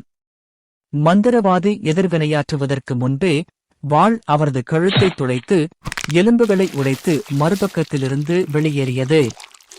இதுவரை நிலவன் கொள்ளையர்களால் கவனிக்கப்பட்ட 20 வினாடிகளுக்குள் எல்லாம் நடந்தது. இயற்கையாகவே அவர்கள் அங்கே நின்று நிலவன் அவர்களை கொல்ல காத்திருக்கப் போவதில்லை. அந்த முட்டாள்தனத்தை கொல்லுங்கள் என்று ஒரு கொள்ளைக்காரர் கத்த, பல கொள்ளைக்காரர்கள் கோபமும் வெறுப்பும் நிறைந்த கண்களுடன் நிலவனை நோக்கித் தாக்கினர். அவர்கள் அவரை 100கணக்கான துண்டுகளாக வெட்ட விரும்பினர். மிக அருகில் இருந்த கொள்ளையர்கள் தங்கள் கதாயுதத்தால் தாக்க நிலவன் தலையை குறிவைத்தனர்.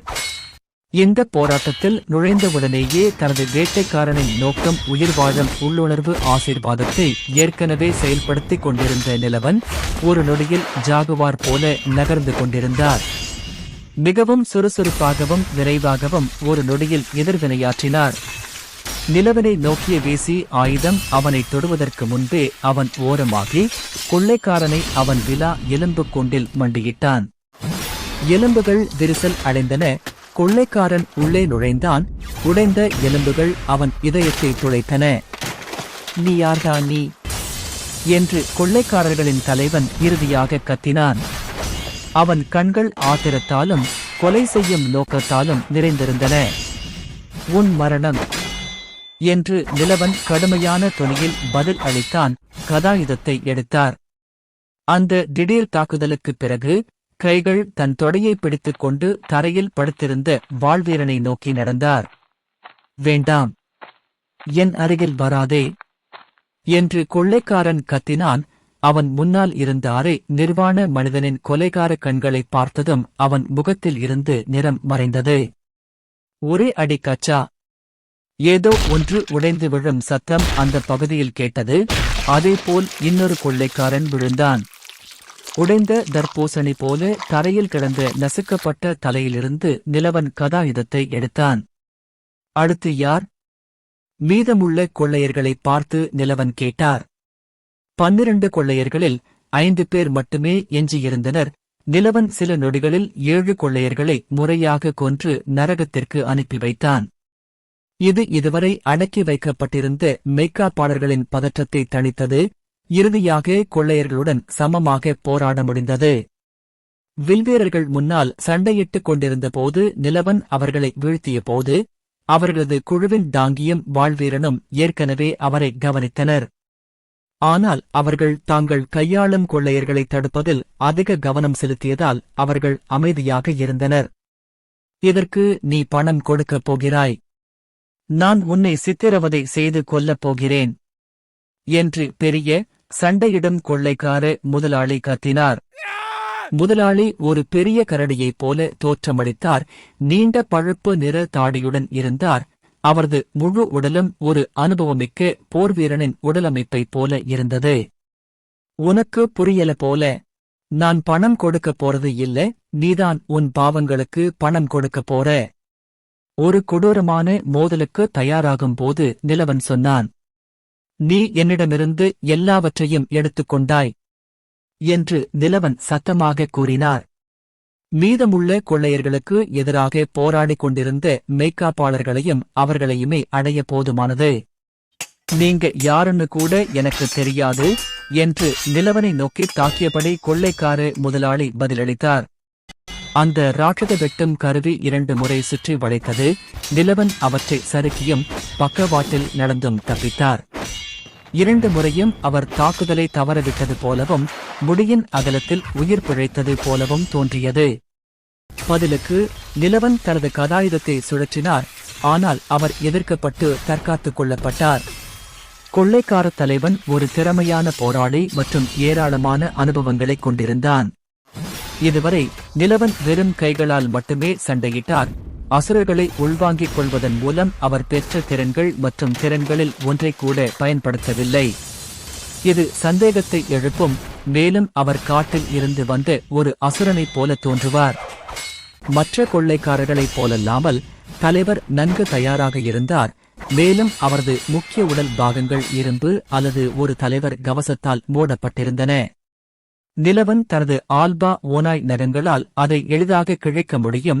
ஆனால் தேவையற்ற கேள்விகளை எழுப்பும் எதையும் செய்யப் போவதில்லை என்பதற்காக அவர் அந்த வேடத்தில் நடிக்க வேண்டியிருந்தது. மற்றொரு சக்தி வாய்ந்த கிடைமட்ட தாக்குதல் வந்தது. நிலவன் குந்தியிருந்து ஏற்கனவே இயக்கத்தில் இருந்த கொள்ளைக்கார தலைவரின் உடல் சமநிலையை உடைக்க ஒரு கால் துடைப்பை பயன்படுத்தினார். கணகணவென்ற சப்தம். கொள்ளை தலைவன் தரையில் விழுந்தான்.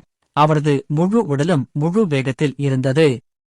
நிலவன் ராட்சத கத்தியை பிடித்திருந்த வலது கையை விரைவாக தாக்கி ஒரே ஒரு தாக்குதலால் கையில் உள்ள விரல்களை உடைத்தார். நிலவனின் கதாயுதம் விழுந்து கொள்ளைக்கார தலைவனின் மார்பில் பட்டது. அது மார்பு கவசத்தை உடைக்கும் வரை அதை அவன் மீண்டும் மீண்டும் அடித்துக்கொண்டே இருந்தான். நிறுத்து, வேண்டாம் என்று கொள்ளைக்கார தலைவன் கத்தினான்.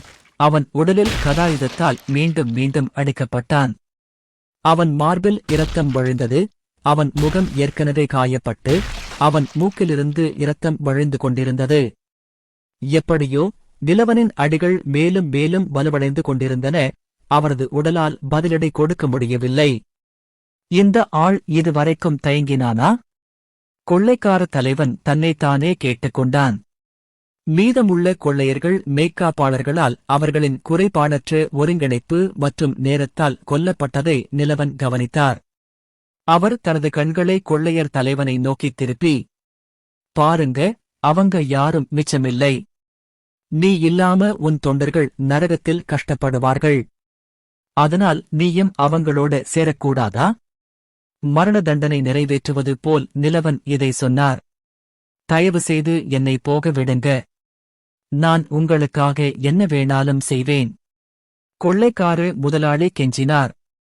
என் நண்பர்களை நீ போகவிட்டாயா? அந்த பெண்கள் மற்றும் குழந்தைகளை எல்லாம் போகவிட்டாயா? நிலவன் கோபமான குரலில் அரை கிலோமீட்டருக்குள் இருக்கும் எவருக்கும் கேட்கும் வகையில் கத்தினார்.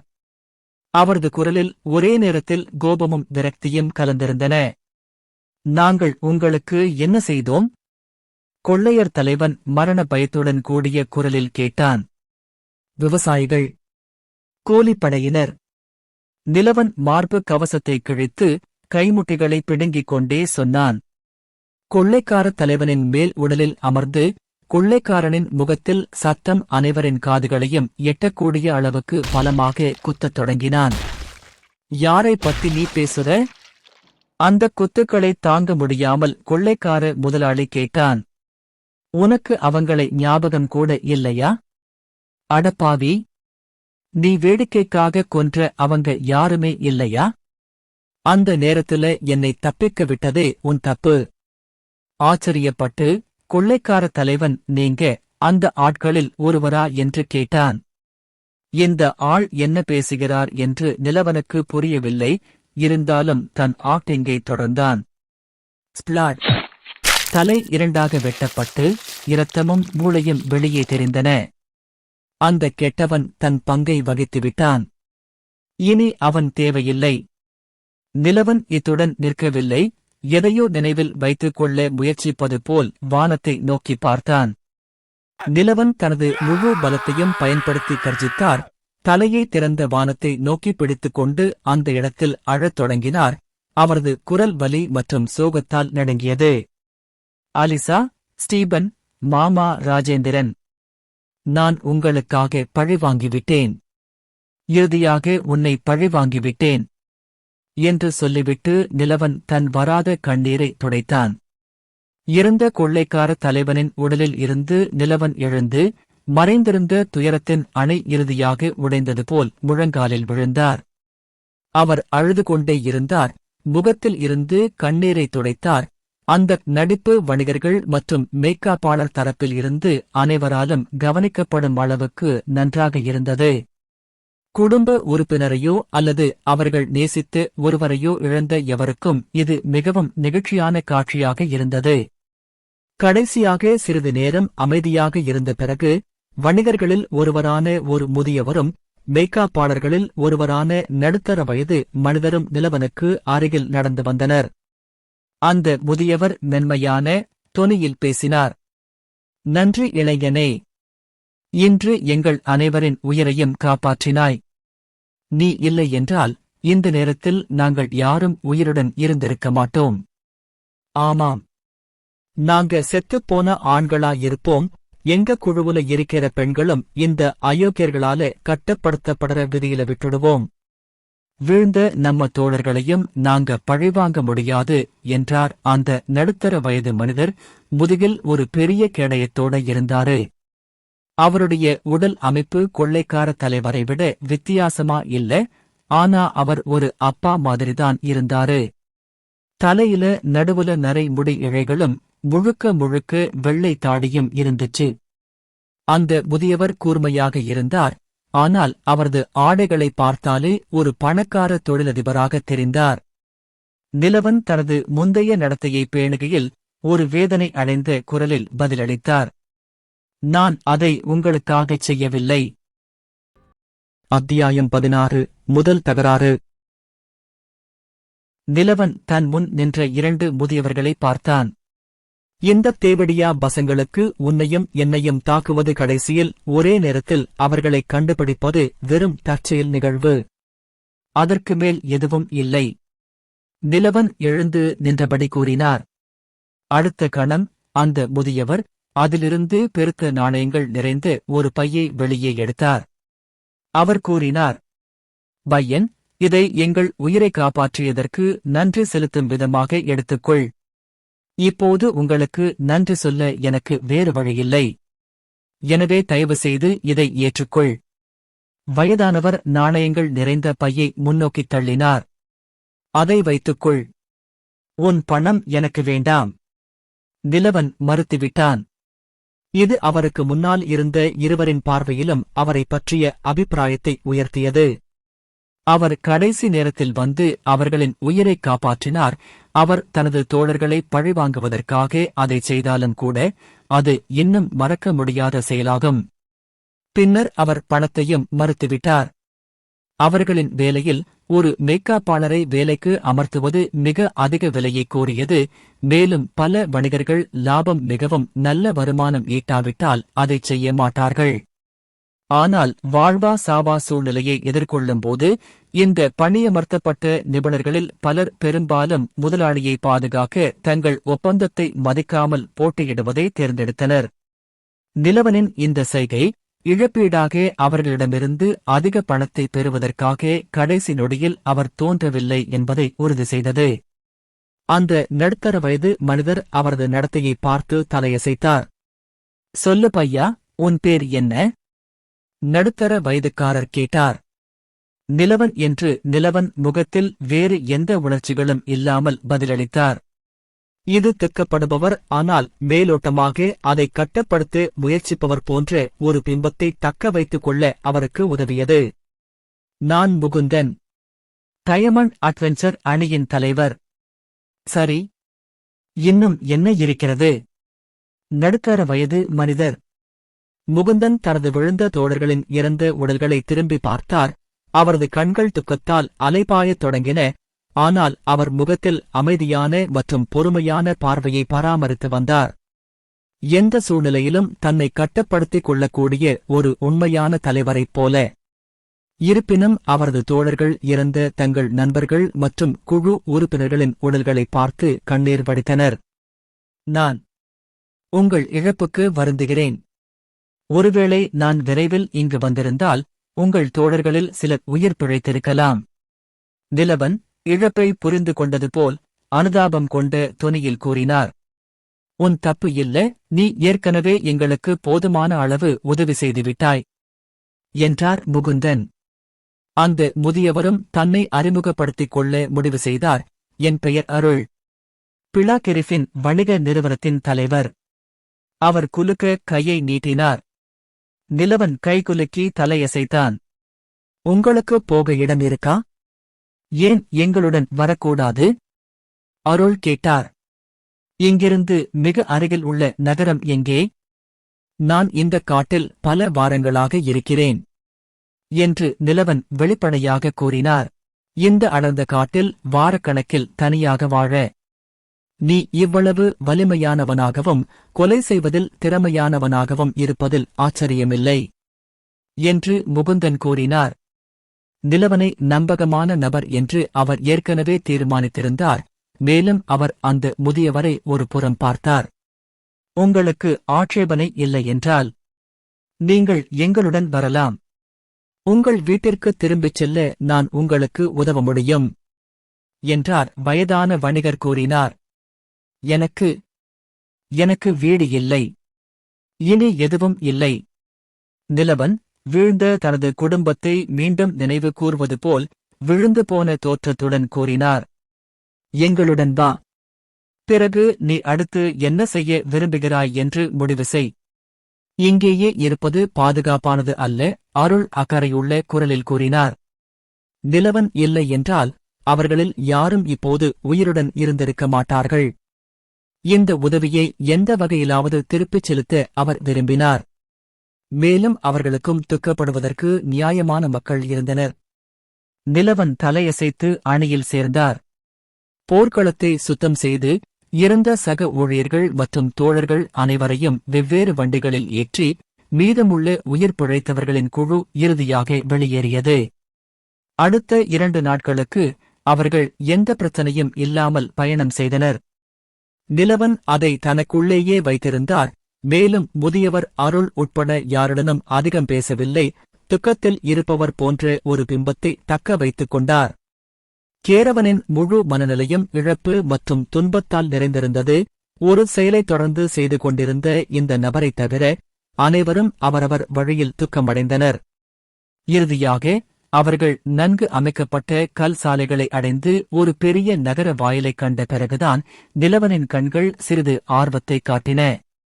உள்ளேயும் வெளியேயும் செல்லும் மக்களால் நிரம்பியிருந்த பிரமாண்டமான நகர வாயில்களை பார்த்தபோது பல டெமிகமன்கள் அவர்களில் எந்த கற்பனை தொடர்பான நாவலிலும் கதையிலும் கூட அவர் படிக்காத வகையான மனிதர்களை பார்த்தபோது நிலவன் ஆர்வம் கொண்டார். இப்போது அவரது முன்னுரிமை பட்டியலில் 3 விஷயங்கள் இருந்தன. நிலவன் தனக்குள் பேசிக் கொண்டான். பணம், தகவல், அதிகாரம். நகரத்தின் பிரமாண்டமான வாயில்கள் கூட்டத்தால் நிரம்பியிருந்தன. அங்கும் இங்கும் ஓடிக்கொண்டிருந்தன. நிற்காமல் உள்ளேயும் வெளியேயும் சென்றன. நகர வாயில்களின் உச்சியில் ஒரு பெரிய தகடு ஆணியடிக்கப்பட்டது. நிலவன் வான்ட்ரியாவிற்குள் நுழைந்ததிலிருந்து அங்கு பார்த்த முதல் நகரம் ஃப்ளாவோட் என்று அழைக்கப்பட்டது. நிறுத்து, முதலில் அடையாளம் காட்டுங்கள் என்று கேட்கீப்பருக்கு ஏற்றவாறு நன்கு பொருந்திய கவசத்தை அணிந்திருந்த பணியில் இருந்த காவலர் கூறினார். இதை நான் பார்த்துக் கொள்கிறேன் என்று வயதான வணிகர் அருள் கூறினார். அவர் சென்று வாயில் காவலரிடம் பேசினார். ஓநாய் தோலில் இன்னும் அரை நிர்வாணமாக இருந்த நிலவனை நோக்கி விரலைக் காட்டினார். காவலர் அருளை புரிந்து கொண்டு ஒரு பார்வையை பார்த்தார். அந்த முதியவர் ரகசியமாக ஒரு சிறிய பை நாணயங்களை காவலரிடம் கொடுத்தார். நீங்கள் கடந்து செல்லலாம் என்று காவலரும் அவர்களது கேரவனும் நகர்ந்தனர். மற்ற காவலர்கள் நகரத்திற்குள் நுழையும் போது சொல்லவில்லை அல்லது தடுக்கவும் இல்லை. அவர்கள் அனைவருக்கும் லஞ்சத்தில் பங்கு இருப்பது போல் தோன்றியது. நாகரிகம். இறுதியாக நிலவன் நன்கு கட்டப்பட்ட கட்டிடங்கள் மற்றும் வீடுகளைக் கண்டார். வெவ்வேறு இனங்களைச் சேர்ந்த மக்களால் நிறைந்த முழு வீதிகளும் முக அமைப்புகளும். நிலவன் இதற்கு முன்பு பார்த்திராத அல்லது கேள்விப்படாத பல அடையாளம் காண முடியாத உயிரினங்களும் நிறைந்திருந்தன. கூட்டத்தில் சிலர் நடக்காமல் கல் பதித்த சாலையில் ஊர்ந்து சென்றனர். சிலர் 2 முதல் 3 கால்களுக்கு மேல் இருந்தனர். சிலர் கொடூர மிருகங்களை தனது செல்ல பிராணியாக வைத்திருந்தனர். அந்த கட்டிடங்கள் எந்த வகையான கட்டிடக்கலை அல்லது வடிவமைப்பையும் பின்பற்றவில்லை என்பதை நிலவன் பார்க்க முடிந்தது. சில கடினமான கற்களால் ஆனவை, சில பளபளப்பான மரங்களால் ஆனவை, பார்ப்பதற்கு அழகாக இருந்தன. இந்த கட்டிடங்கள் மற்றும் கடைகளின் மேல் எழுதப்பட்ட வார்த்தைகள் அல்லது மொழி எதுவும் நிலவனுக்கு தெரியாது அல்லது புரியவில்லை என்றாலும், போர் தெய்வமான கிராவலிடமிருந்து அவர் பெற்ற அனைத்து மொழி அறிவு ஆசீர்வாதத்திற்கு நன்றி. அவரது மூளை பதிவு செய்து அவற்றின் அர்த்தங்களைச் சொல்லிக் கொண்டிருந்தது. மற்றவர்களுடன் பேசும்போது அவரது வாய் அசைவுகள் அவருக்கு தெரியாத மொழிகளில் மிகவும் வித்தியாசமான வார்த்தைகளை பரப்புவதை அவரும் உணர்ந்தார். மனத்தொடர்பு அவர் பேசுவதை அவருக்கு சொல்லிக் கொண்டிருந்தது. அதை அவர் புரிந்து கொண்டார்.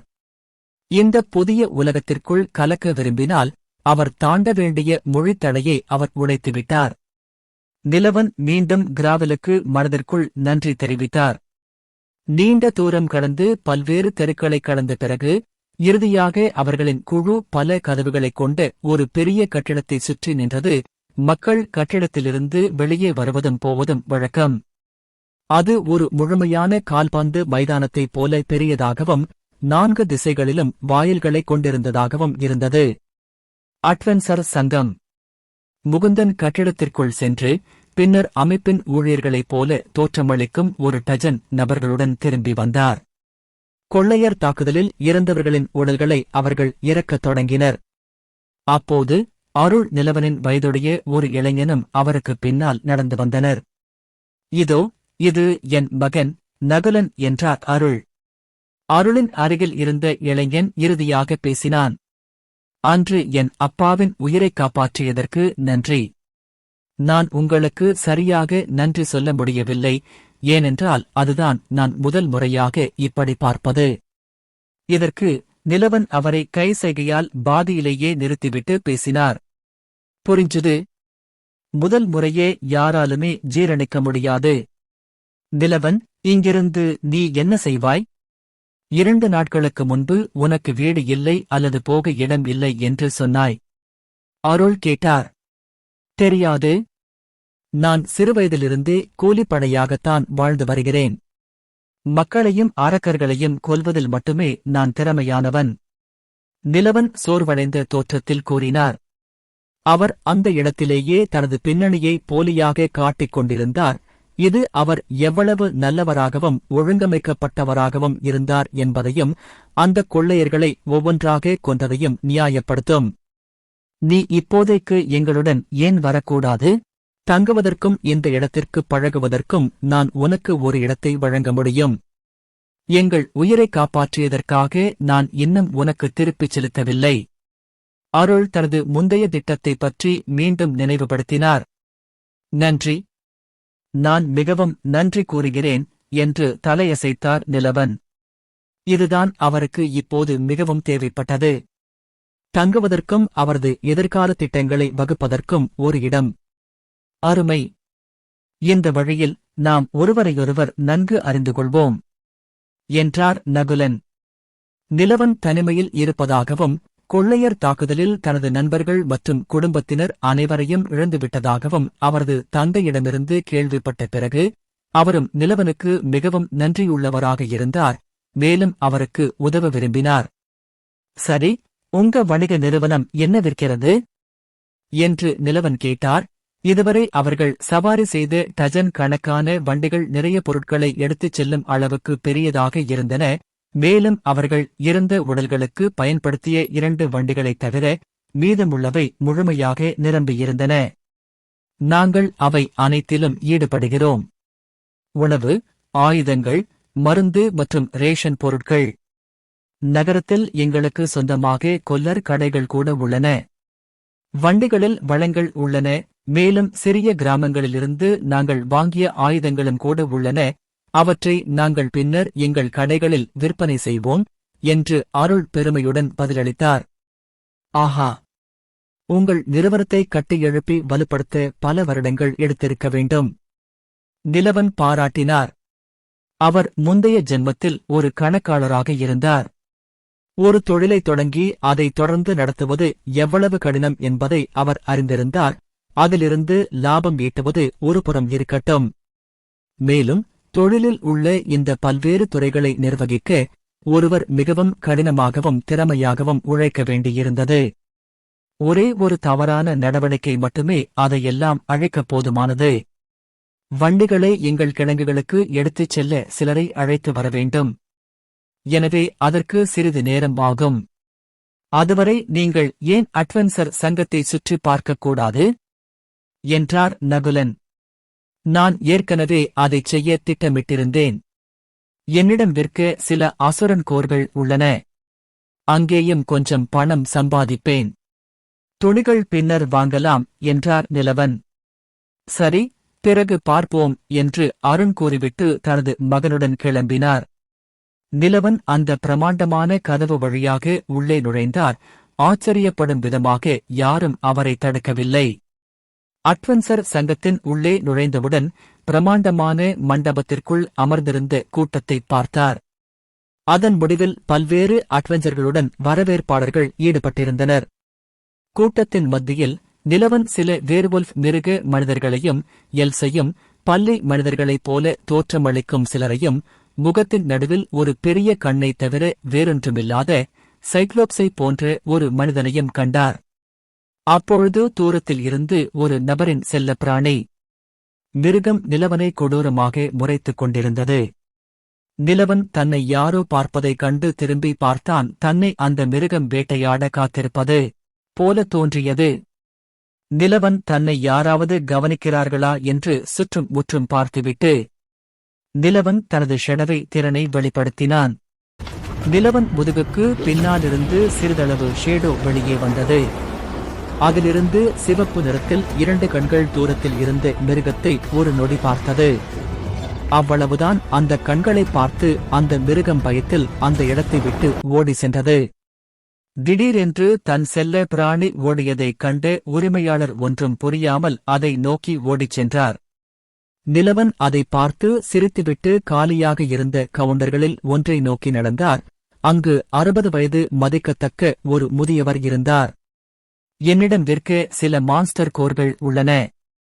அதற்கான நடைமுறை என்ன என்று நிலவன் கேட்டார். அந்த முதியவர் நிலவனையும் அவரது உடையையும் ஆச்சரியத்துடன் பார்த்தார். மன்னிக்கவும், ஆனால் நாங்கள் பதிவு செய்யப்பட்ட அட்வென்ச்சர்களை மட்டுமே கையாள்கிறோம் என்று அந்த முதியவர் கூறினார். நான் எப்படி பதிவு செய்வது என்று நிலவன் கேட்டார். அடையாளம் கண்டுபிடிச்சு நீங்க முதல்ல எங்க மதிப்பீட்டை பார்க்கணும். நீங்க பாஸ் பண்ணினா அட்வென்ச்சர்ஸ் அசோசியேஷனோடு அதிகாரப்பூர்வமா பதிவு பண்ணப்படுவீங்க. முகத்தில் எந்த வெளிப்பாட்டையும் காட்டாமல் அந்த ஆள் பதிலளித்தார். இதே வரியை லட்சக்கணக்கான தடவை சொன்ன மாதிரி. என்னிடம் எதுவும் இல்லை. இதற்கு முன்பு அது தேவையில்லை. வேறு ஏதாவது வழி இருக்கிறதா என்று நிலவன் கேட்டார். அது கொஞ்சம் பிரச்சனைதான் என்றார் முதியவர் கூறினார். அப்போது நிலவனின் பின்னால் இருந்து ஒரு குரல் ஒலித்தது. ஏய், வழியை விட்டு போ. நான் அவசரமாயிருக்கேன். நிலவன் தலையை பின்புறமாக திருப்பிக் கொண்டபோது ஒரு நைட் போன்ற முழு உடல் கவசம் அணிந்த ஒரு பொன்னிற பெண்ணைக் கண்டான். நான் இங்கே பேசுறது உனக்கு புரியலையா? நான் தான் முதல்ல இங்க வந்தேன். நிலவன் பதிலளித்துவிட்டு தலையை அந்த முதியவரை நோக்கி திருப்பினான். உன்னை போன்ற ஒரு காட்டுமிராண்டி என்ன முக்கியமான விஷயங்களைச் செய்ய வேண்டும்? நான் சொல்லி முடித்த பிறகு அவற்றைச் செய், நீ அருவருப்பான குகை மனிதனே. அந்த பெண் மீண்டும் சொன்னாள். வரவேற்பாளருடன் தொடர்ந்து பேசிக் கொண்டிருந்த நிலவன் அந்த வார்த்தைகளை பொருட்படுத்தாமல் கண்களை உருட்டினார். இருப்பினும் அவர்களின் சிறிய வாக்குவாதம் அருகிலுள்ள மக்களின் கவனத்தை ஈர்த்தது. சிலர் அந்த பெண்ணை கண்டித்ததற்காக மோசமான விளைவுகளை சந்திக்கப் போகிறார் என்பது போல நிலவனை பரிதாபமாக பார்த்தனர். இன்னொருவன் அறையின் எதிரே ஒரு பெஞ்சில் அமர்ந்திருந்த ஒரு வழக்கைத் தலைவன் பெருமூச்சு விட்டான். ஏய், நீ என்னை புறக்கணிக்கிறாயா? நீ ஒரு முட்டாள்தானே என்று அந்த பெண் கர்ஜித்தாள். இந்த நேரத்தில் நிலவன் கோபமடைந்து அந்த பெண்ணை நோக்கி தலையை திருப்பினார். ஏய் இளவரசி, உனக்கு அடிப்படை பழக்க வழக்கங்கள் தெரியாதா? நீ வரிசையில் வந்து உன் முறைக்காகக் காத்திரு. நிலவன் முகத்தில் எரிச்சலான வெளிப்பாட்டுடன் சொன்னான். திடீரென்று முழு மண்டபமும் அமைதியாகிவிட்டது. மற்ற கவுண்டர்களில் பணிபுரியும் வரவேற்பாளர்கள் கூட தங்கள் பணிகளை நிறுத்தினர். நீங்க என்னை என்ன கூப்பிட்டீங்க? அந்த பெண் தன் இடுப்பில் தொங்கிக் கொண்டிருந்த உரையிலிருந்து வாளை வெளியே எடுத்தாள். இளவரசி, என்ன, உங்களுக்கு பாராட்டுக்கள் பிடிக்கவில்லையா? அல்லது நான் உங்களை அழகாக அழைக்க வேண்டுமா?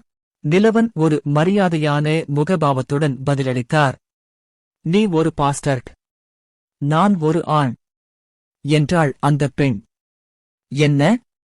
நீ கேலி செய்கிறாய், சரியா? நீ ஆணாக இருப்பதற்கு மிகவும் அழகாக இருக்கிறாய். நிலவன் ஆச்சரியமான தொனியில் கூறினார். தன்னை ஒரு ஆண் என்று கூறிக்கொண்டிருந்த பெண்ணின் முகத்தில் ஆத்திரத்தின் புகைகள் தெரித்தன. இதைக் கேட்டதும் திடீரென்று கூட்டம் வெடித்துச் சிரித்தது. ஆணாக இருப்பதற்கு மிகவும் அழகாக இருக்கிறாய். அது புதுசு. இந்த நேரத்தில் நிலவனை நோக்கி வாள் முனையை காட்டிக் கொண்டிருந்த பொன்னிறப் பெண்ணை பார்த்து கூட்டத்தில் பலர் சிரிக்கத் தொடங்கினர். கவுண்டருக்கு பின்னால் இருந்த வயதான வரவேற்பாளர் பெருமூச்சு விட்டார். பிரச்சனை பண்ணாதே. அது வெறும் தவறான புரிதல், அவன் அந்த பொன்னிற அழகான பையனிடம் சொன்னான். நீ என்ன சொன்ன? நான் யார்னு உனக்கு தெரியாதா? நம்ம அட்வென்ச்சர்ஸ் டீம் கிட்ட உன் எலும்புகளை உடைக்கணுமா, கிழவனே? அந்த பொன்னிறப் பையன் அடுத்த நொடியே பழைய வரவேற்பாளர் மீது பாய்ந்து விடப்போவது போல் ஆத்திரத்தில் நடுங்கிக் கத்தினான். நிலவன் ஏற்கனவே அதை சாப்பிட்டு முடித்துவிட்டார். அவர் அந்த முதியவரிடம் கேட்டார்.